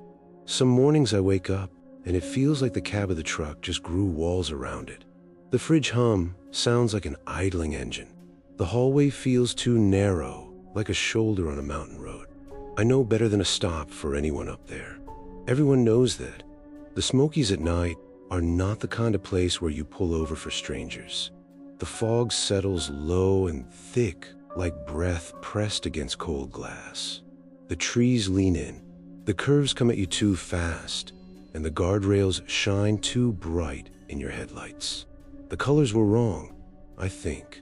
The green of the road signs always looks too sharp, almost glowing, and the yellow lines looked faded and new at the same time. But that night, he was standing right in the middle of the road. I didn't see him at first. I was thinking about something small and useless, the way you do when you've been alone too long. I was picking at dirt under my thumbnail with the tip of my pocket knife. It had gotten packed in there from checking a load earlier. Gravel dust and black grease from the fifth wheel. I remember the way it felt scraping loose. A little sting when I went too deep. The radio was on low, static chewing at the edges of some late-night talk show. My thermos rattled in the cup holder every time I hit a seam in the pavement. And then my headlights caught fabric, dark fabric. He was just there, no waving, no stepping out from the shoulder, just standing dead center like the road had grown him. I slammed the brakes so hard the rig screamed. That long, metal-on-metal howl that makes your teeth buzz. The trailer jerked, and I felt the weight of it try to keep going. My seatbelt locked against my chest. He didn't move. That's what I remember most clearly. He didn't flinch. He was holding a half-eaten ham sandwich wrapped in greasy wax paper. The paper was translucent in spots, soaked through with old fat. A curl of pink meat hung loose from one side. I could see mustard smeared along his fingers. He held it casually, like he'd been interrupted mid-lunch. The fog thinned around him just enough for me to see his suit. It was gray once, I think, or maybe brown. The colors were wrong. It looked stiff, like it had dried in the shape of his body. There were dark patches along the cuffs and knees. Dirt, or something darker. Maybe I imagined this part, but it felt so real. The suit looked like it had been buried and dug back up. The fabric puckered at the seams, threads loose and frayed. His shoes were scuffed down to pale leather, one lace trailing into the road. He wasn't looking at my face. He wasn't looking at the headlights. He was staring at my front tire, at the lug nuts. I could see his eyes in the glare. Not wide, not angry, just fixed, like he found something interesting there. In his other hand, he held a mason jar. I didn't register it right away. It caught the light in a dull way. No shine, just glass thick enough to distort what was inside. Teeth, that's what they looked like. Human teeth, small and large, some with roots still dark at the ends. They were piled loosely, clicking against the glass as his hand shifted. I could see one with a silver filling, another chipped in half. I remember thinking, that's not possible. Then I remember thinking, you're too tired. When I was a kid, I used to lie awake during summer storms, listening to rain hit the plastic tarp my father nailed over the shed roof. It was a boring sound, just steady tapping, not dramatic like thunder, just rain on plastic over and over. The tarp would sag in the middle where water pooled, and every few minutes, a heavier drip would spill over the edge and splash into a bucket below. Tap, tap, tap. Then a heavier slap. The smell of wet dirt would drift through the open window. I'd trace the cracks in the ceiling with my finger and count the seconds between drips. Sometimes I'd hold my breath to see if the sound changed without me breathing. It never did. The plastic tarp had its own rhythm. It didn't care if I listened. It didn't care if I was scared of the dark corners of the room. The sound was dull, steady, almost comforting. I remember thinking if I focused hard enough on the tapping, nothing else could happen. That's what I tried to do with him. Focus on something boring. His sandwich, the way the wax paper crinkled faintly in his grip, the way a smear of mustard clung to his thumb. I rolled the window down a crack. I don't know why. Maybe to shout. Maybe to hear him. The air that came in was too cold. It smelled like wet leaves and something sour like old pennies. He started whispering, soft, almost polite, a string of numbers. At first, I thought it was random, but they came in a familiar rhythm.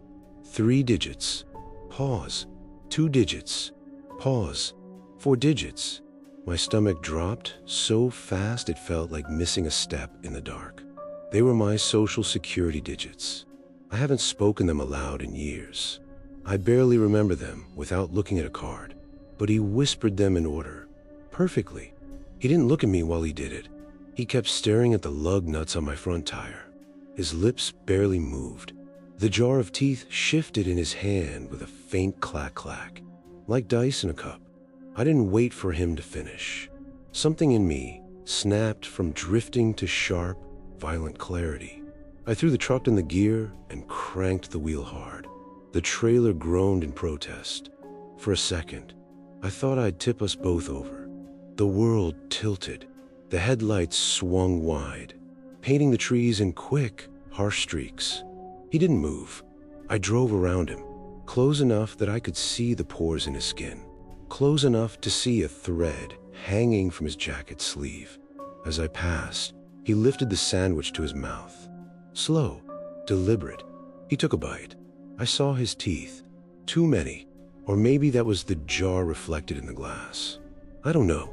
In the side mirror, I watched him recede, still standing in the center of the road, chewing.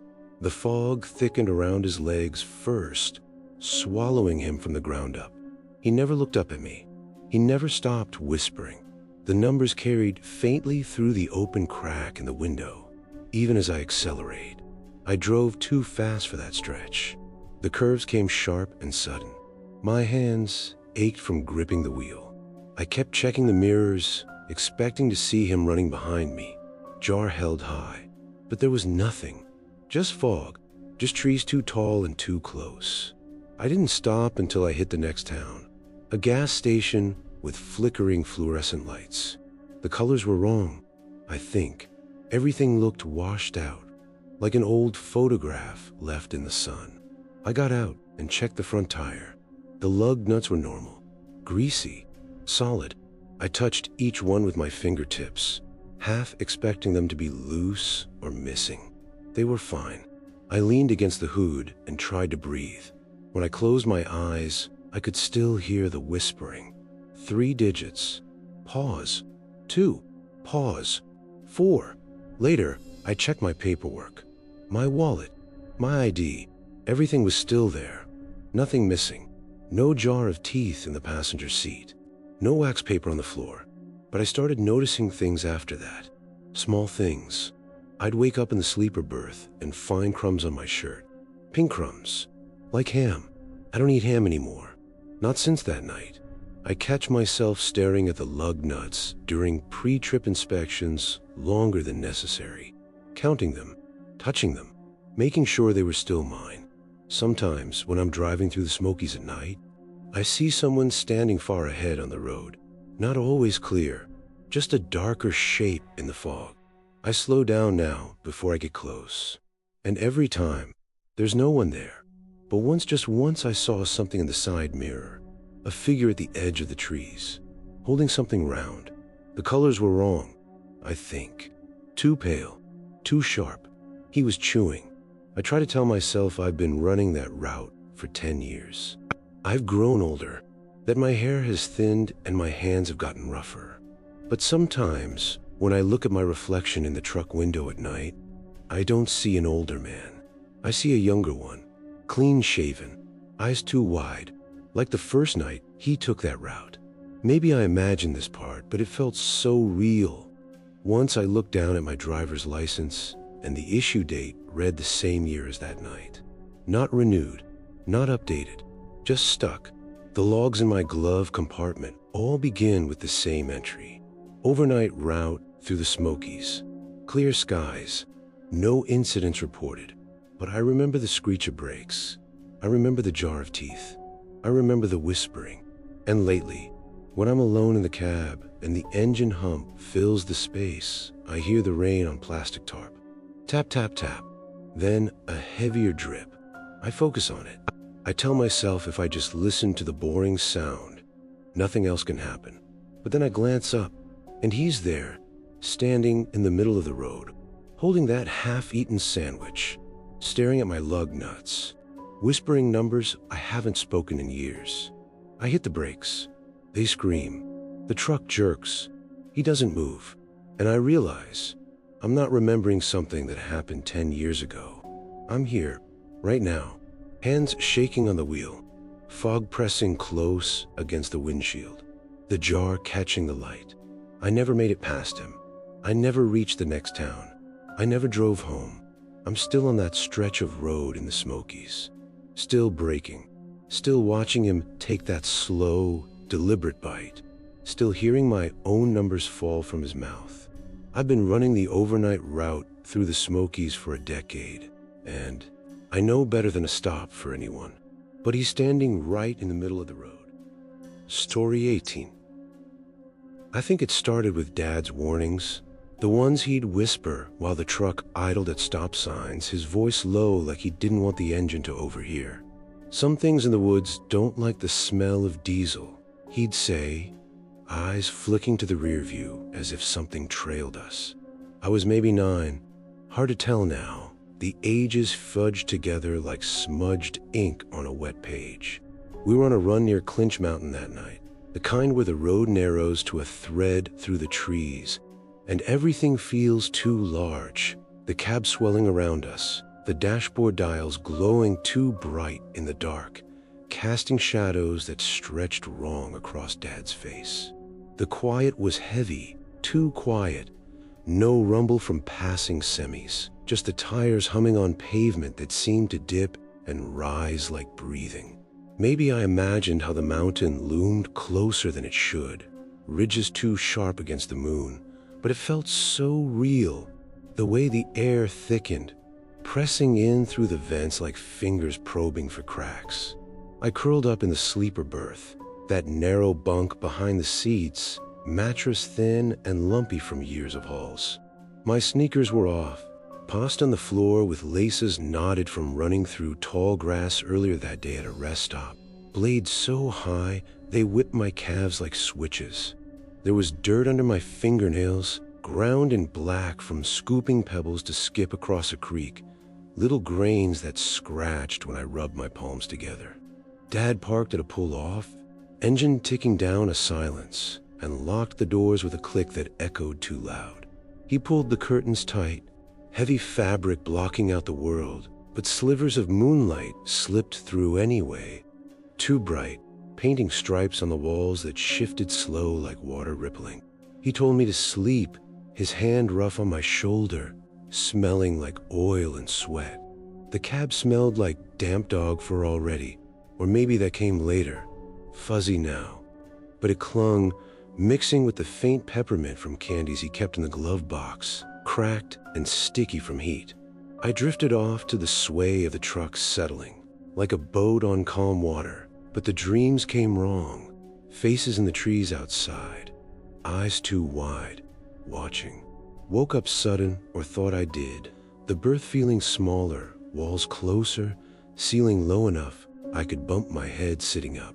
It was 4 a.m., the dash clock said, green numbers too vivid, hurting my eyes. Dad was still asleep up front, or maybe he wasn't there. Memory slips here like films skipping frames. I climbed into the driver's seat, feet dangling short, toes brushing the pedals I couldn't reach yet. That's when I saw it, a single cracked peppermint candy sitting on the dashboard, right in the middle, wrapper torn open like it had been unwound careful. Not one of Dad's. His were whole, tucked away. This one was old, edges chipped, and the smell hit strong, cloying, overriding the diesel tank. The colors were wrong, I think. The candy's red stripe bled into white, swirling faint like it was melting without heat. But that wasn't the worst. Wrapped tightly around the steering column was a braid of coarse, gray hair, nearly 3 feet long, looping over and under like it had grown there overnight. It wasn't just tied, it was woven into the hardware, strands threading through bolts and wires, tight as if pulled by hands stronger than mine. The hair smelled like damp dog fur and old lye, sharp and soapy, burning my nose when I leaned close. Coarse to the touch, like wire bristles on a brush, but alive somehow, and twitching slight when my breath hit it. Outside, the pull-off stretched too far into the dark, trees crowding in too large, their trunks swollen like they'd drunk the mountain's blood. The quiet pressed heavier, muffling my gasp, and I grabbed Dad's pocket knife from the console, blade dull from whittling sticks at campsites. My hand shook, dirt from under my nails flaking onto the seat, and I saw it at the braid, knife scraping harsh against the strands that didn't give, tough as steel cable. An hour I worked, or what felt like it. Time stretched wrong in the cab, the clock ticking backward once, or maybe I blinked and missed the numbers flip. The hair resisted, knife edge nicking but not cutting through, fibers curling back like they healed. As I tugged, a soft, rhythmic scratching started from the roof of the cab, like something with very long nails was trying to find a seam in the metal. Not random, but deliberate scratch pause, then again, circling above me. The sound matched my bicycle chain back home, that clanky drag when it rusted after rain, grinding over sprockets as I pedaled through puddles. But this was fleshier. Nails digging in, metal groaning, faint under the pressure. Dad stirred then, or didn't. Fuzzy, but I whispered his name, voice cracking fragile, afraid it'd shatter the air. The scratching grew louder, pacing the roof, and the braid tightened on the column, creaking the plastic like it pulled back. The peppermint rolled off the dash when the truck rocked slight, as if weight shifted overhead. I froze, knife halfway through strand that snapped sudden, but regrew or seemed to looping tighter. Clarity hit sharp then. The scratching stopped abrupt, replaced by a thump like feet landing soft outside. I peered through the curtain's slit, fogging the glass with breath, and the grass around the truck waved too high, blades bending toward us like drawn by scent. No shadow visible, but the quiet broke with a low whine, like wind through hair or a voice humming distant. Dad bolted up finally, eyes wild in the dashlight, and grabbed the keys, engine roaring to life with a cough that drowned a scratching resuming furious above. We peeled out, gravel spraying, the braids still clinging partial, strands whipping as we sped. The mountain receded in mirrors, but too slow, ridges chasing us down the slope. We didn't stop till dawn, pulling into a lit lot where the air felt thinner, less wrong. Dad cut the rest of the hair off with pliers from the toolbox, strands coiling on the pavement like snakes shedding skin. They smelled stronger in the light, damp fur turning rank, and he burned them with a lighter, smoke curling yellow and thick. My arms itched after, like the touch had left marks invisible, prickling deep. Haven't slept in a cab since, or that's what I tell myself. But nights blur now, the birth calling in dreams. Thinking back, the runs fade into one long road, but the boredom of waiting at loading docks sticks clear, like the feel of sweat drying on my neck in the summer cab. No AC, just windows cracked for breeze that barely stirred. We'd park for hours, engine off, the heat building slow inside, metal frame trapping it like an oven. My shirt would stick to the vinyl seat, peeling away with a suck when I moved, leaving damp patches that cooled clammy. Boring as watching ants crawl on a dash, that sweat trickled down my back, pooling at the waistband, itchy but not enough to scratch hard. The air turned thick, smelling like hot rubber and oil, breathing it in heavy, each inhale sticking in your lungs. On muggy days, it beaded on my forehead, dripping into eyes that stung salt-sharp, blurring the view outside.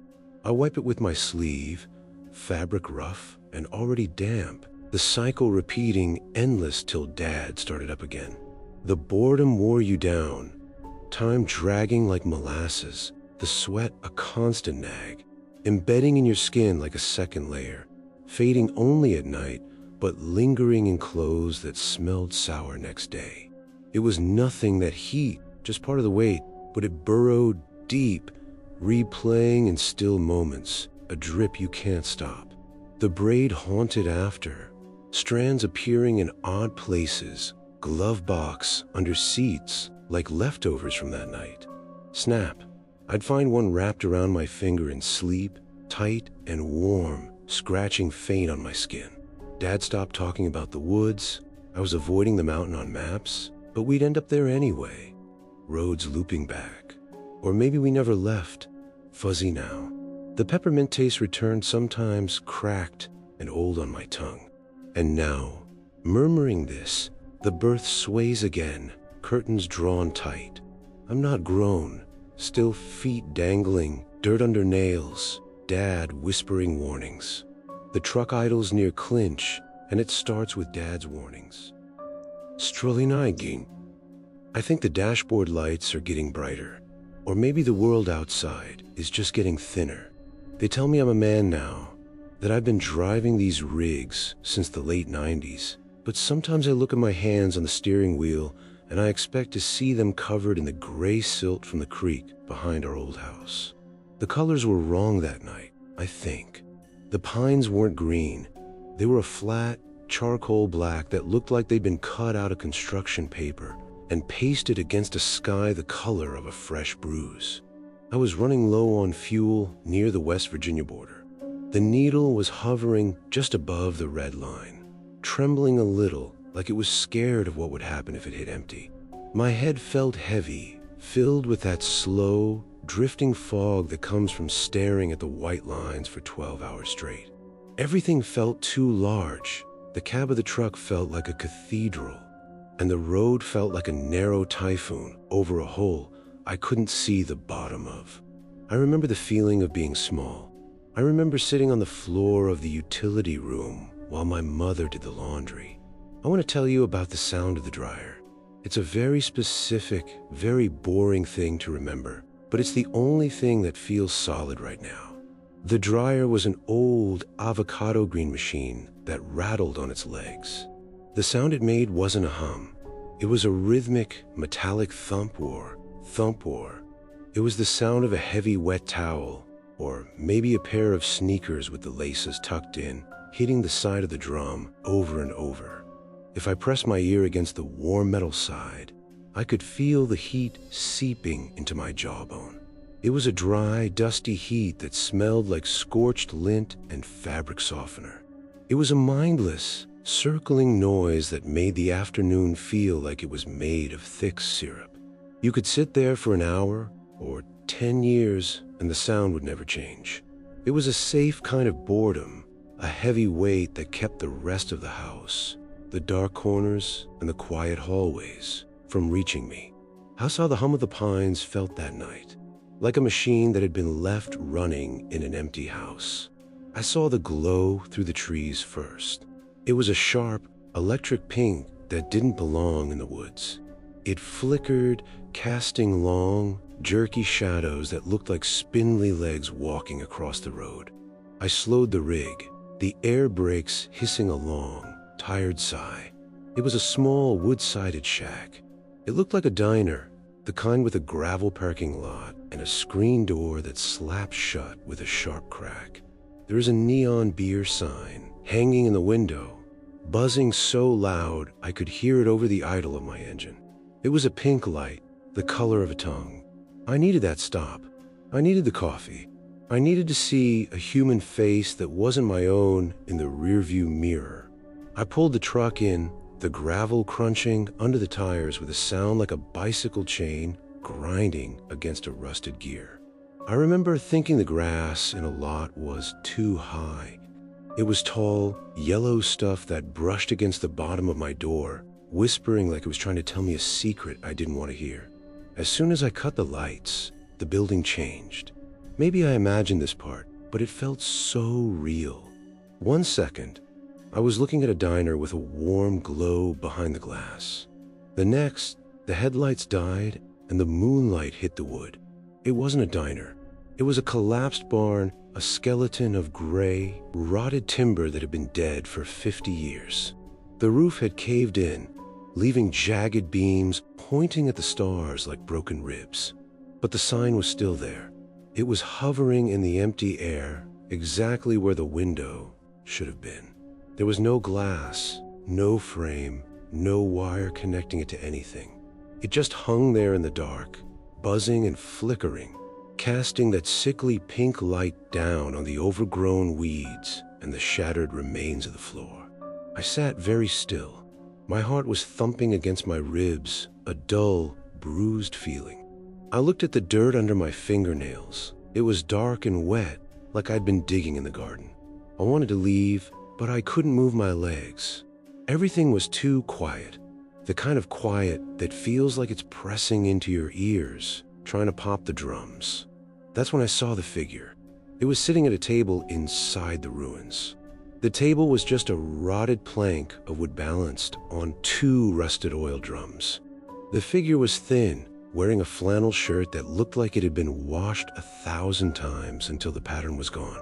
It didn't have a face, or maybe the pink light just made it look like a smooth, blank surface. It was holding a stained porcelain cup, moving its arm in a slow, deliberate motion, lifting the cup to where its mouth should be, tilting it back, and setting it down, over and over. But there was no cup, and there was no mouth. As it moved, I saw its jaw. It wasn't attached right. It was unhinged, hanging down to its chest like a broken gate, swinging slightly with every tilt of the head. I could see the dark, wet cavity of its throat, reflecting the pink neon like a deep, electric well. The air in the cab suddenly changed. It smelled like ozone, that sharp, metallic scent right before a lightning strike, and burnt hair. It was the smell of my father's old soldering iron, the one he'd used to fix the radio in the garage while the rain hit the blue plastic tarp outside. I didn't wait for it to look at me. I didn't wait to see if it had eyes. I slammed the truck into gear, the metal screaming as I forced it to move. I floored the gas, and the rig bucked, the tires spinning in the tall grass and the loose gray dirt. I didn't look back.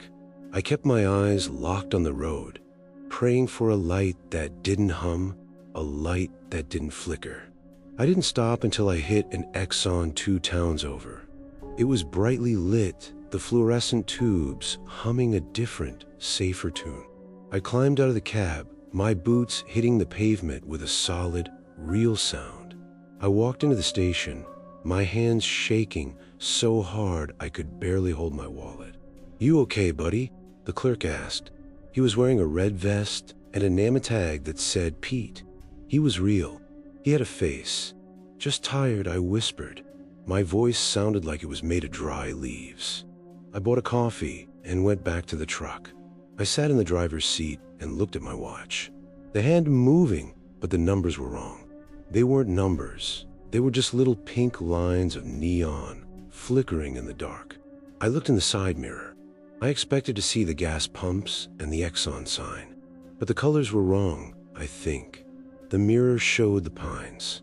It showed the charcoal black trees and a bruised violet sky. And there, reflected in the glass, was a glow of sickly pink. I'm still in the cab. I'm running low on fuel near the West Virginia border.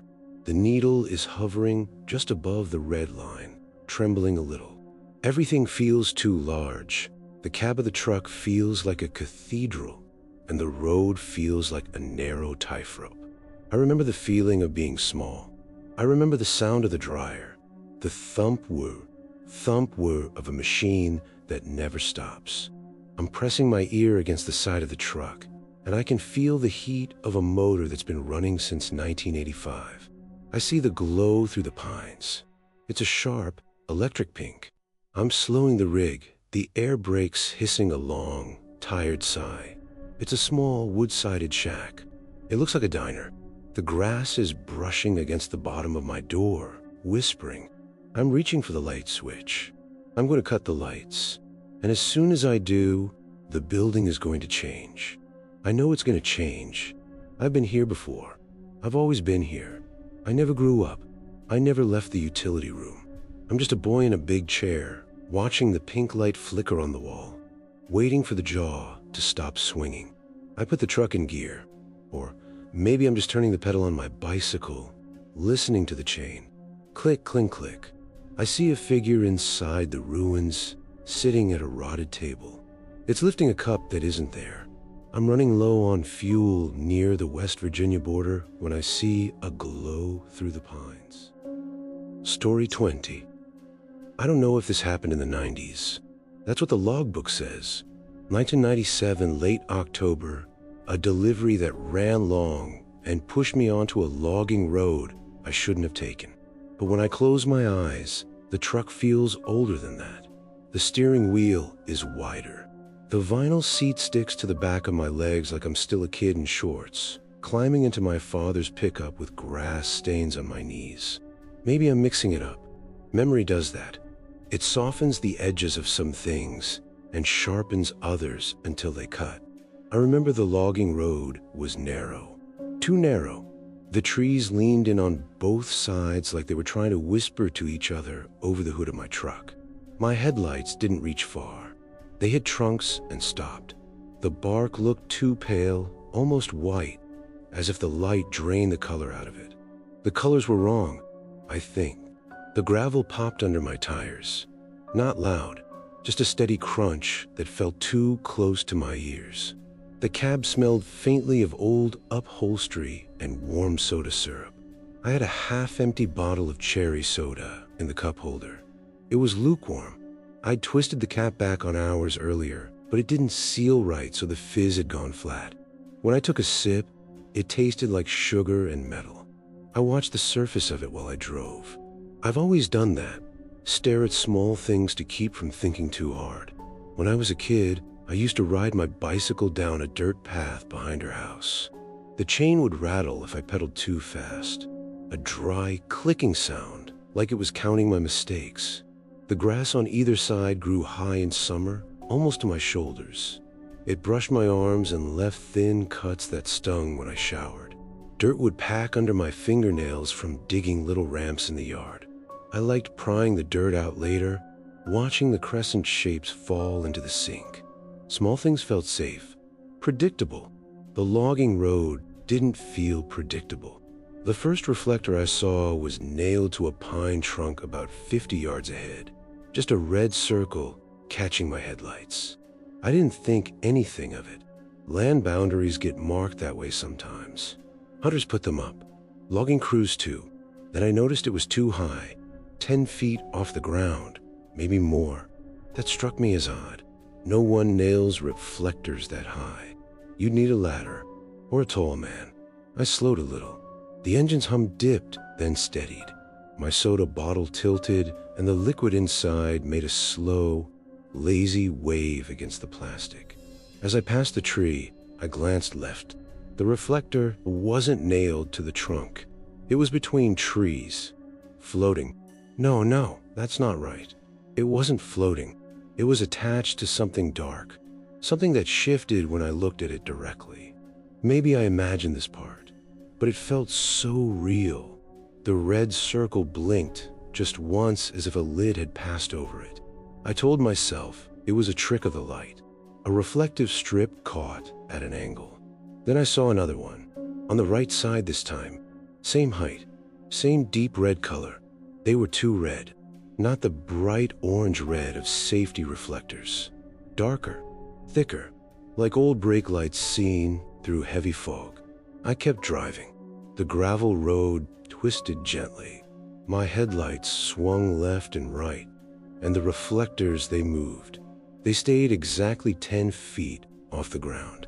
They paced me, one on each side now, maybe more further back. It was hard to tell. The trees were dense, their branches tangling overhead.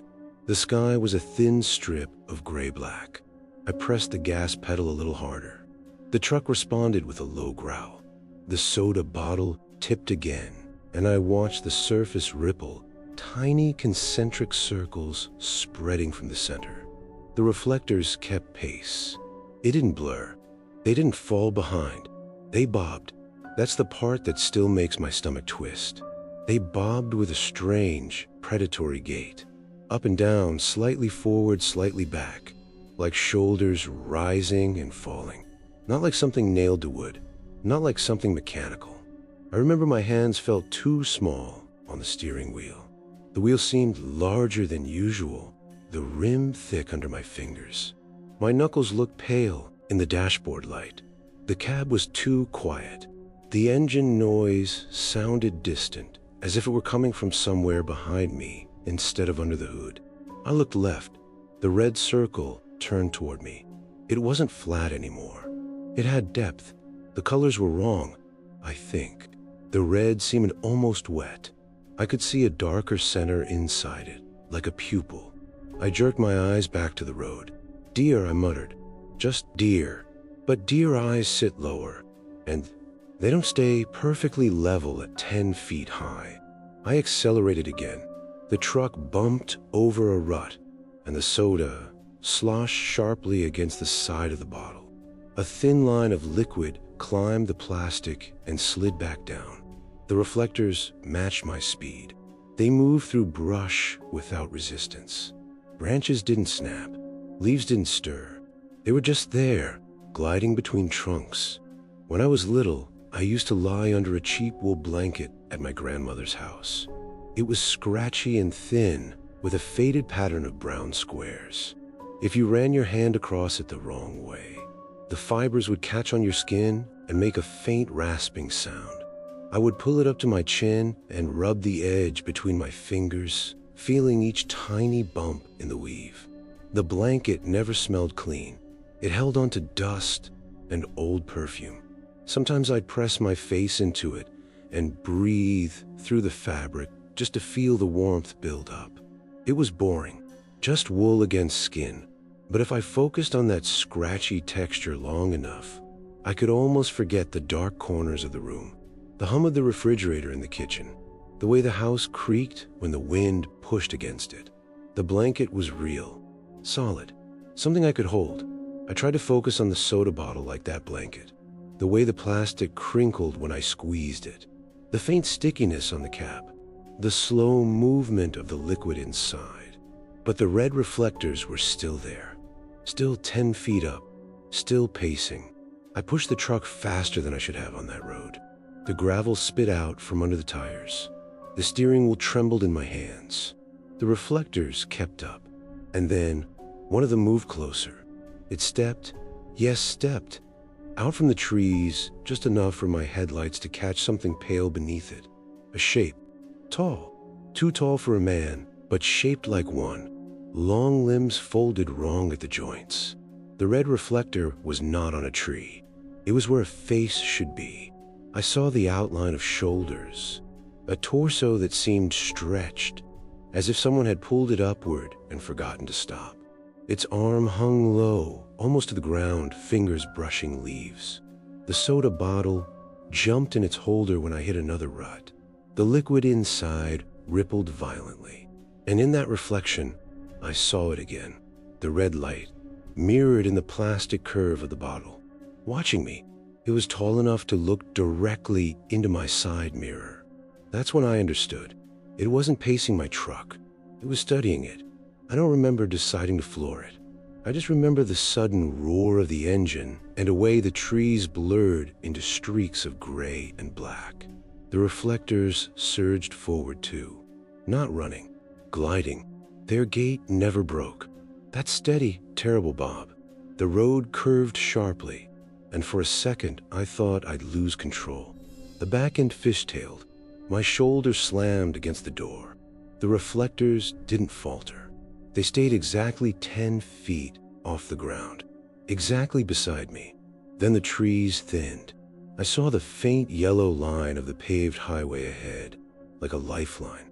I burst out of the logging road onto asphalt. The tires squealed as they found grip, and the reflectors stopped right at the tree line. I braked hard and turned, just enough to look back. They stood among the trunks, unmoving now. The red circles fixed on me. For a moment, everything was still. The engine idled. The soda bottles surface coned. The night air felt too large around the truck. Then one of them lifted an arm. Pale, elongated, too thin. It reached sideways and wrapped its fingers around a thick oak branch and snapped it like it was a toothpick. The sound cracked through the quiet. Sharp, immediate. I flinched so hard I bit my tongue. While I looked again, they were gone. Just trees, just darkness. I drove the rest of the way home on the highway, hands locked at 10 and 2. I didn't turn on the radio. I didn't drink the rest of the soda. I threw the bottle away at the next gas station, but sometimes I think I can still see the ripple of that red reflection in it.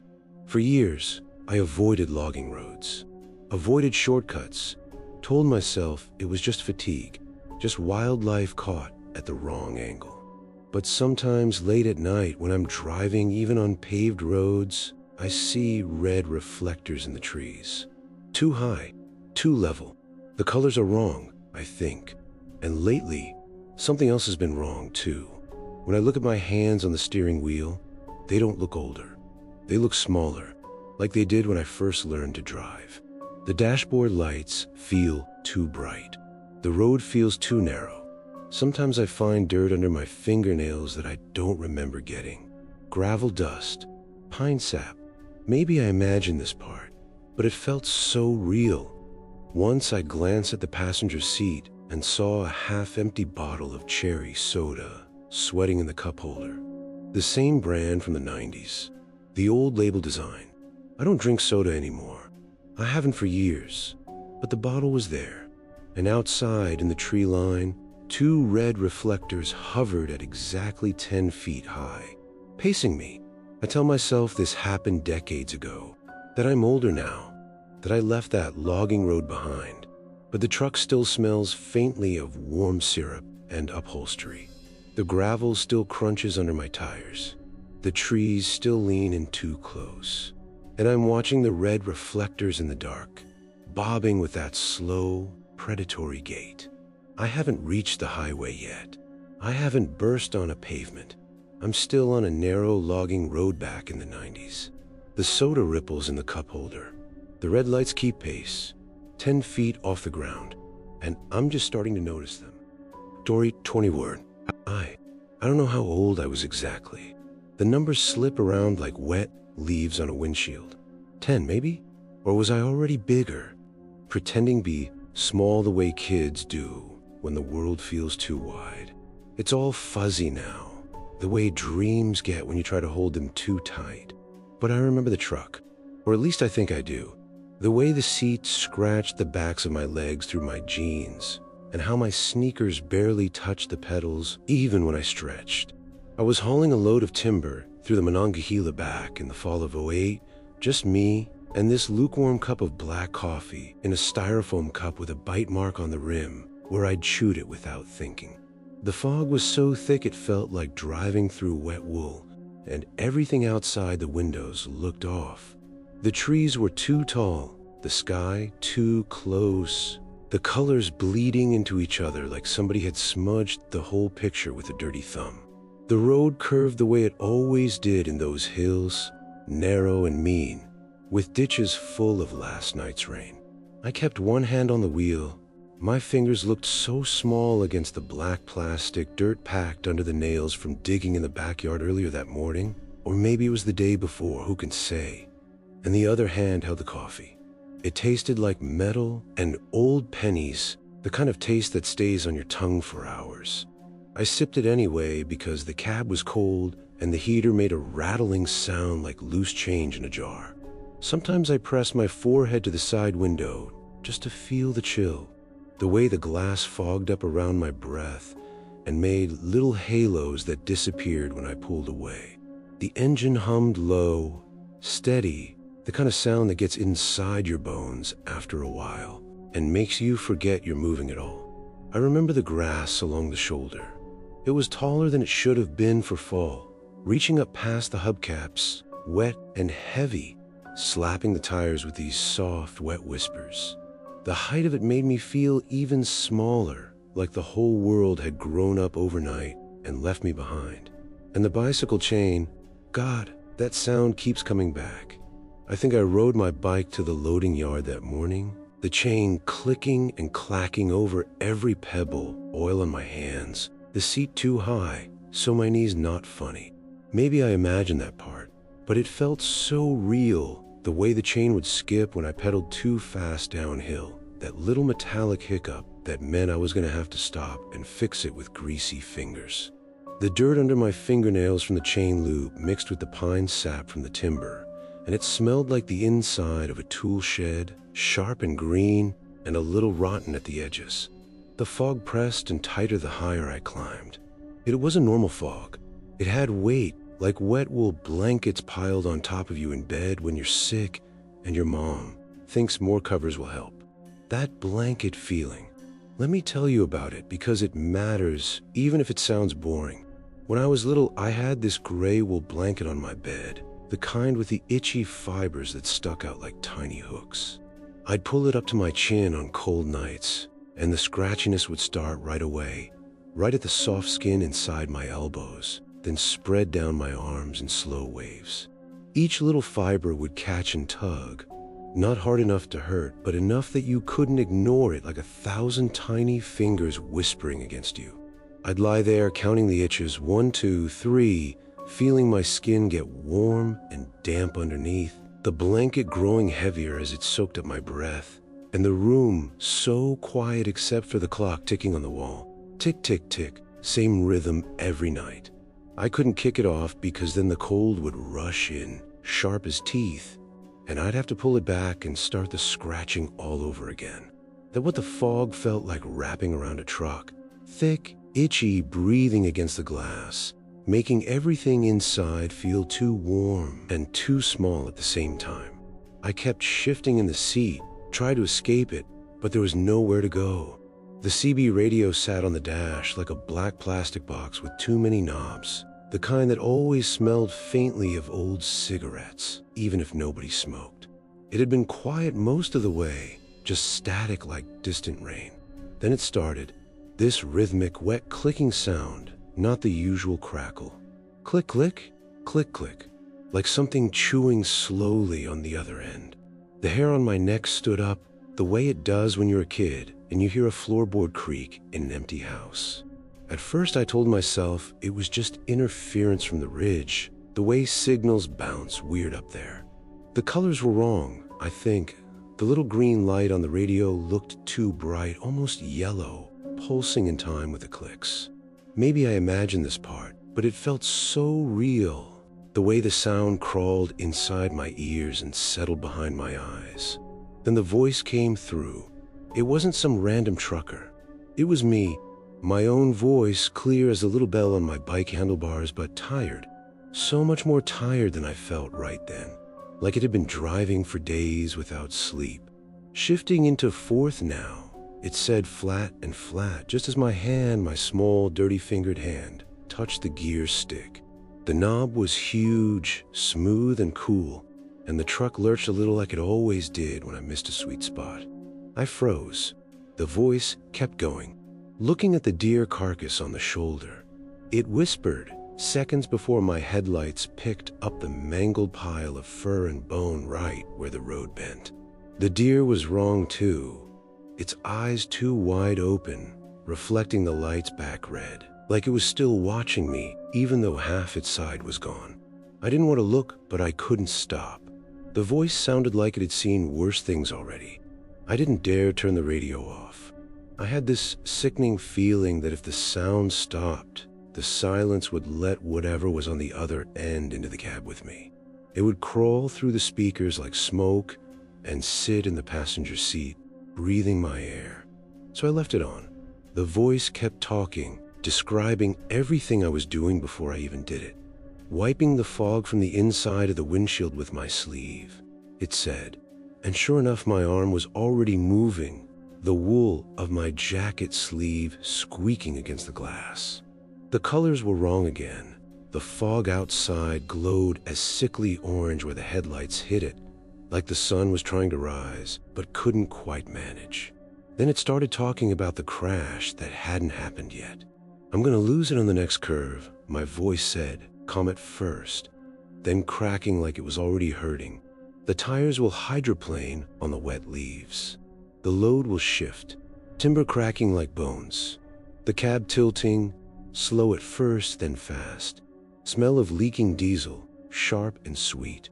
Windshield glass in my throat, cold and sharp, tasting like blood and metal. It described the way the seatbelt would cut into my shoulder, the way my sneakers would slip off the brake pedal because my feet were too small, the way the coffee would spill across the dash and burn my leg right through my jeans. I could feel it all happening already, like the memory was bleeding forward. My heart started banging so hard I could see the pulse in my wrists. The truck cab felt too large again, the steering wheel spinning loose in my grip, the timber behind me groaning like it was alive and scared. I kept driving anyway. What could I do? The road kept curving, the fog kept pressing, and the voice kept going, getting louder, more ragged. It screamed about the impact, the way the glass would spiderweb and then explode inward, shards slicing the air like angry bees. It screamed about the smell of hot rubber and pine sap mixing with diesel, about the way my own blood would taste warm and salty on my tongue. Don't stop, it begged, but it was my voice, so who was begging who? The clicking underneath it all never stopped, wet and steady like something licking its lips. I remember the sun finally tried to break over the crest of the hill. Or did it? The light came through the fog in these long, thin blades, too bright, too white, cutting across the dash and making the styrofoam cup look like it was glowing from the inside. The voice was screaming full now, raw and broken, describing the last second before everything went black, the way my head would snap forward, the way the seat would punch me in the back, the way the timber would avalanche down behind me and crush the cab like a soda can. I was crying, I think, small tears running hot down my cheeks the way they did when I was little and fell off my bike and skinned my knee and didn't want anyone to see. But the crash never came. The sun kept rising, or maybe it didn't, and the road kept going and a voice kept talking. I'm still listening. I never turned the radio off. I never grew up. The fog never lifted. The dirt is still under my fingernails. The coffee is still lukewarm in the cup with the bite mark. The grass is still too tall along the shoulder. And the bicycle chain is still clicking somewhere far away in my head. I'm still that boy, or whatever I was, hauling timber through the Monongahela back in the fall of '08, just me in a lukewarm cup of black coffee in a styrofoam cup with a bite mark on the rim. The fog is so thick it feels like driving through wet wool. My CB radio started acting up, throwing out this rhythmic, wet clicking sound that made the hair on my neck stand up. Let's move to the last story. The steering wheel feels too large under my hands. It's always felt that way, I think. Like I'm a child sitting on a stack of phone books just to see over the dashboard, though the registration in the glove box says I'm 42. My name is on the paper, but the name feels like a set of clothes that doesn't fit right anymore. Too long in the sleeves, pinching at the shoulders. I was driving. I know I was driving because the vibration of the diesel engine is still humming in the bones of my legs, a low-frequency shudder that makes my teeth ache in their sockets. I pulled over on a switchback near the Kentucky border. The truck, a Peterbilt, maybe just a big metal box, had started to wheeze. It sounded like someone trying to breathe through a wet rag. The fog didn't just roll in. It seemed to grow out of the asphalt, thick and heavy and smelling of wet limestone. I sat there in the cab, the silence outside pressing against the glass. I reached for the passenger seat and found a bag of chips. Better Value brand. The bag was a dull, faded blue. I remember the salt. That's the thing that stays with me. The chips were stale, losing their crunch and turning into a kind of salty paste in my mouth. I spent a long time, maybe an hour, maybe a lifetime, just feeling the texture of the salt on my skin. It was coarse and jagged, like tiny diamonds made of ocean water. I could feel the individual grains grinding against the pads of my fingers, sliding into the dry cracks of my cuticles.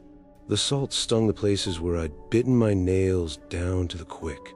I remember looking at my hands and thinking they looked so old, so wrinkled, but then the light would shift and they looked small again, covered in the gray-black grease of a bicycle chain. It was a boring, exhausting sensation, just the repetitive motion of handbag, the crinkle of the plastic sounding like a forest fire in the quiet of the hollow, and the slow, rhythmic burn of assault. There was a blanket in the sleeper berth behind me. It was a moving blanket, the kind with the blue and white zigzag stitching that looks like a heart monitor readout. I pulled it over my lap while I waited for a service truck I hadn't actually called yet.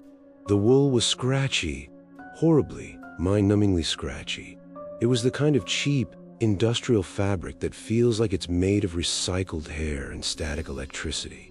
Every time I moved, the fibers would snag on the tiny, invisible hairs on my thighs, pulling at the skin with a dry, prickly heat. It reminded me of being 6 years old and trapped under a heavy quilt at my grandmother's house. The kind of weight that feels like it's trying to press you through the mattress and into the floorboards. The smell of the blanket was flat and metallic, like a jar of old pennies.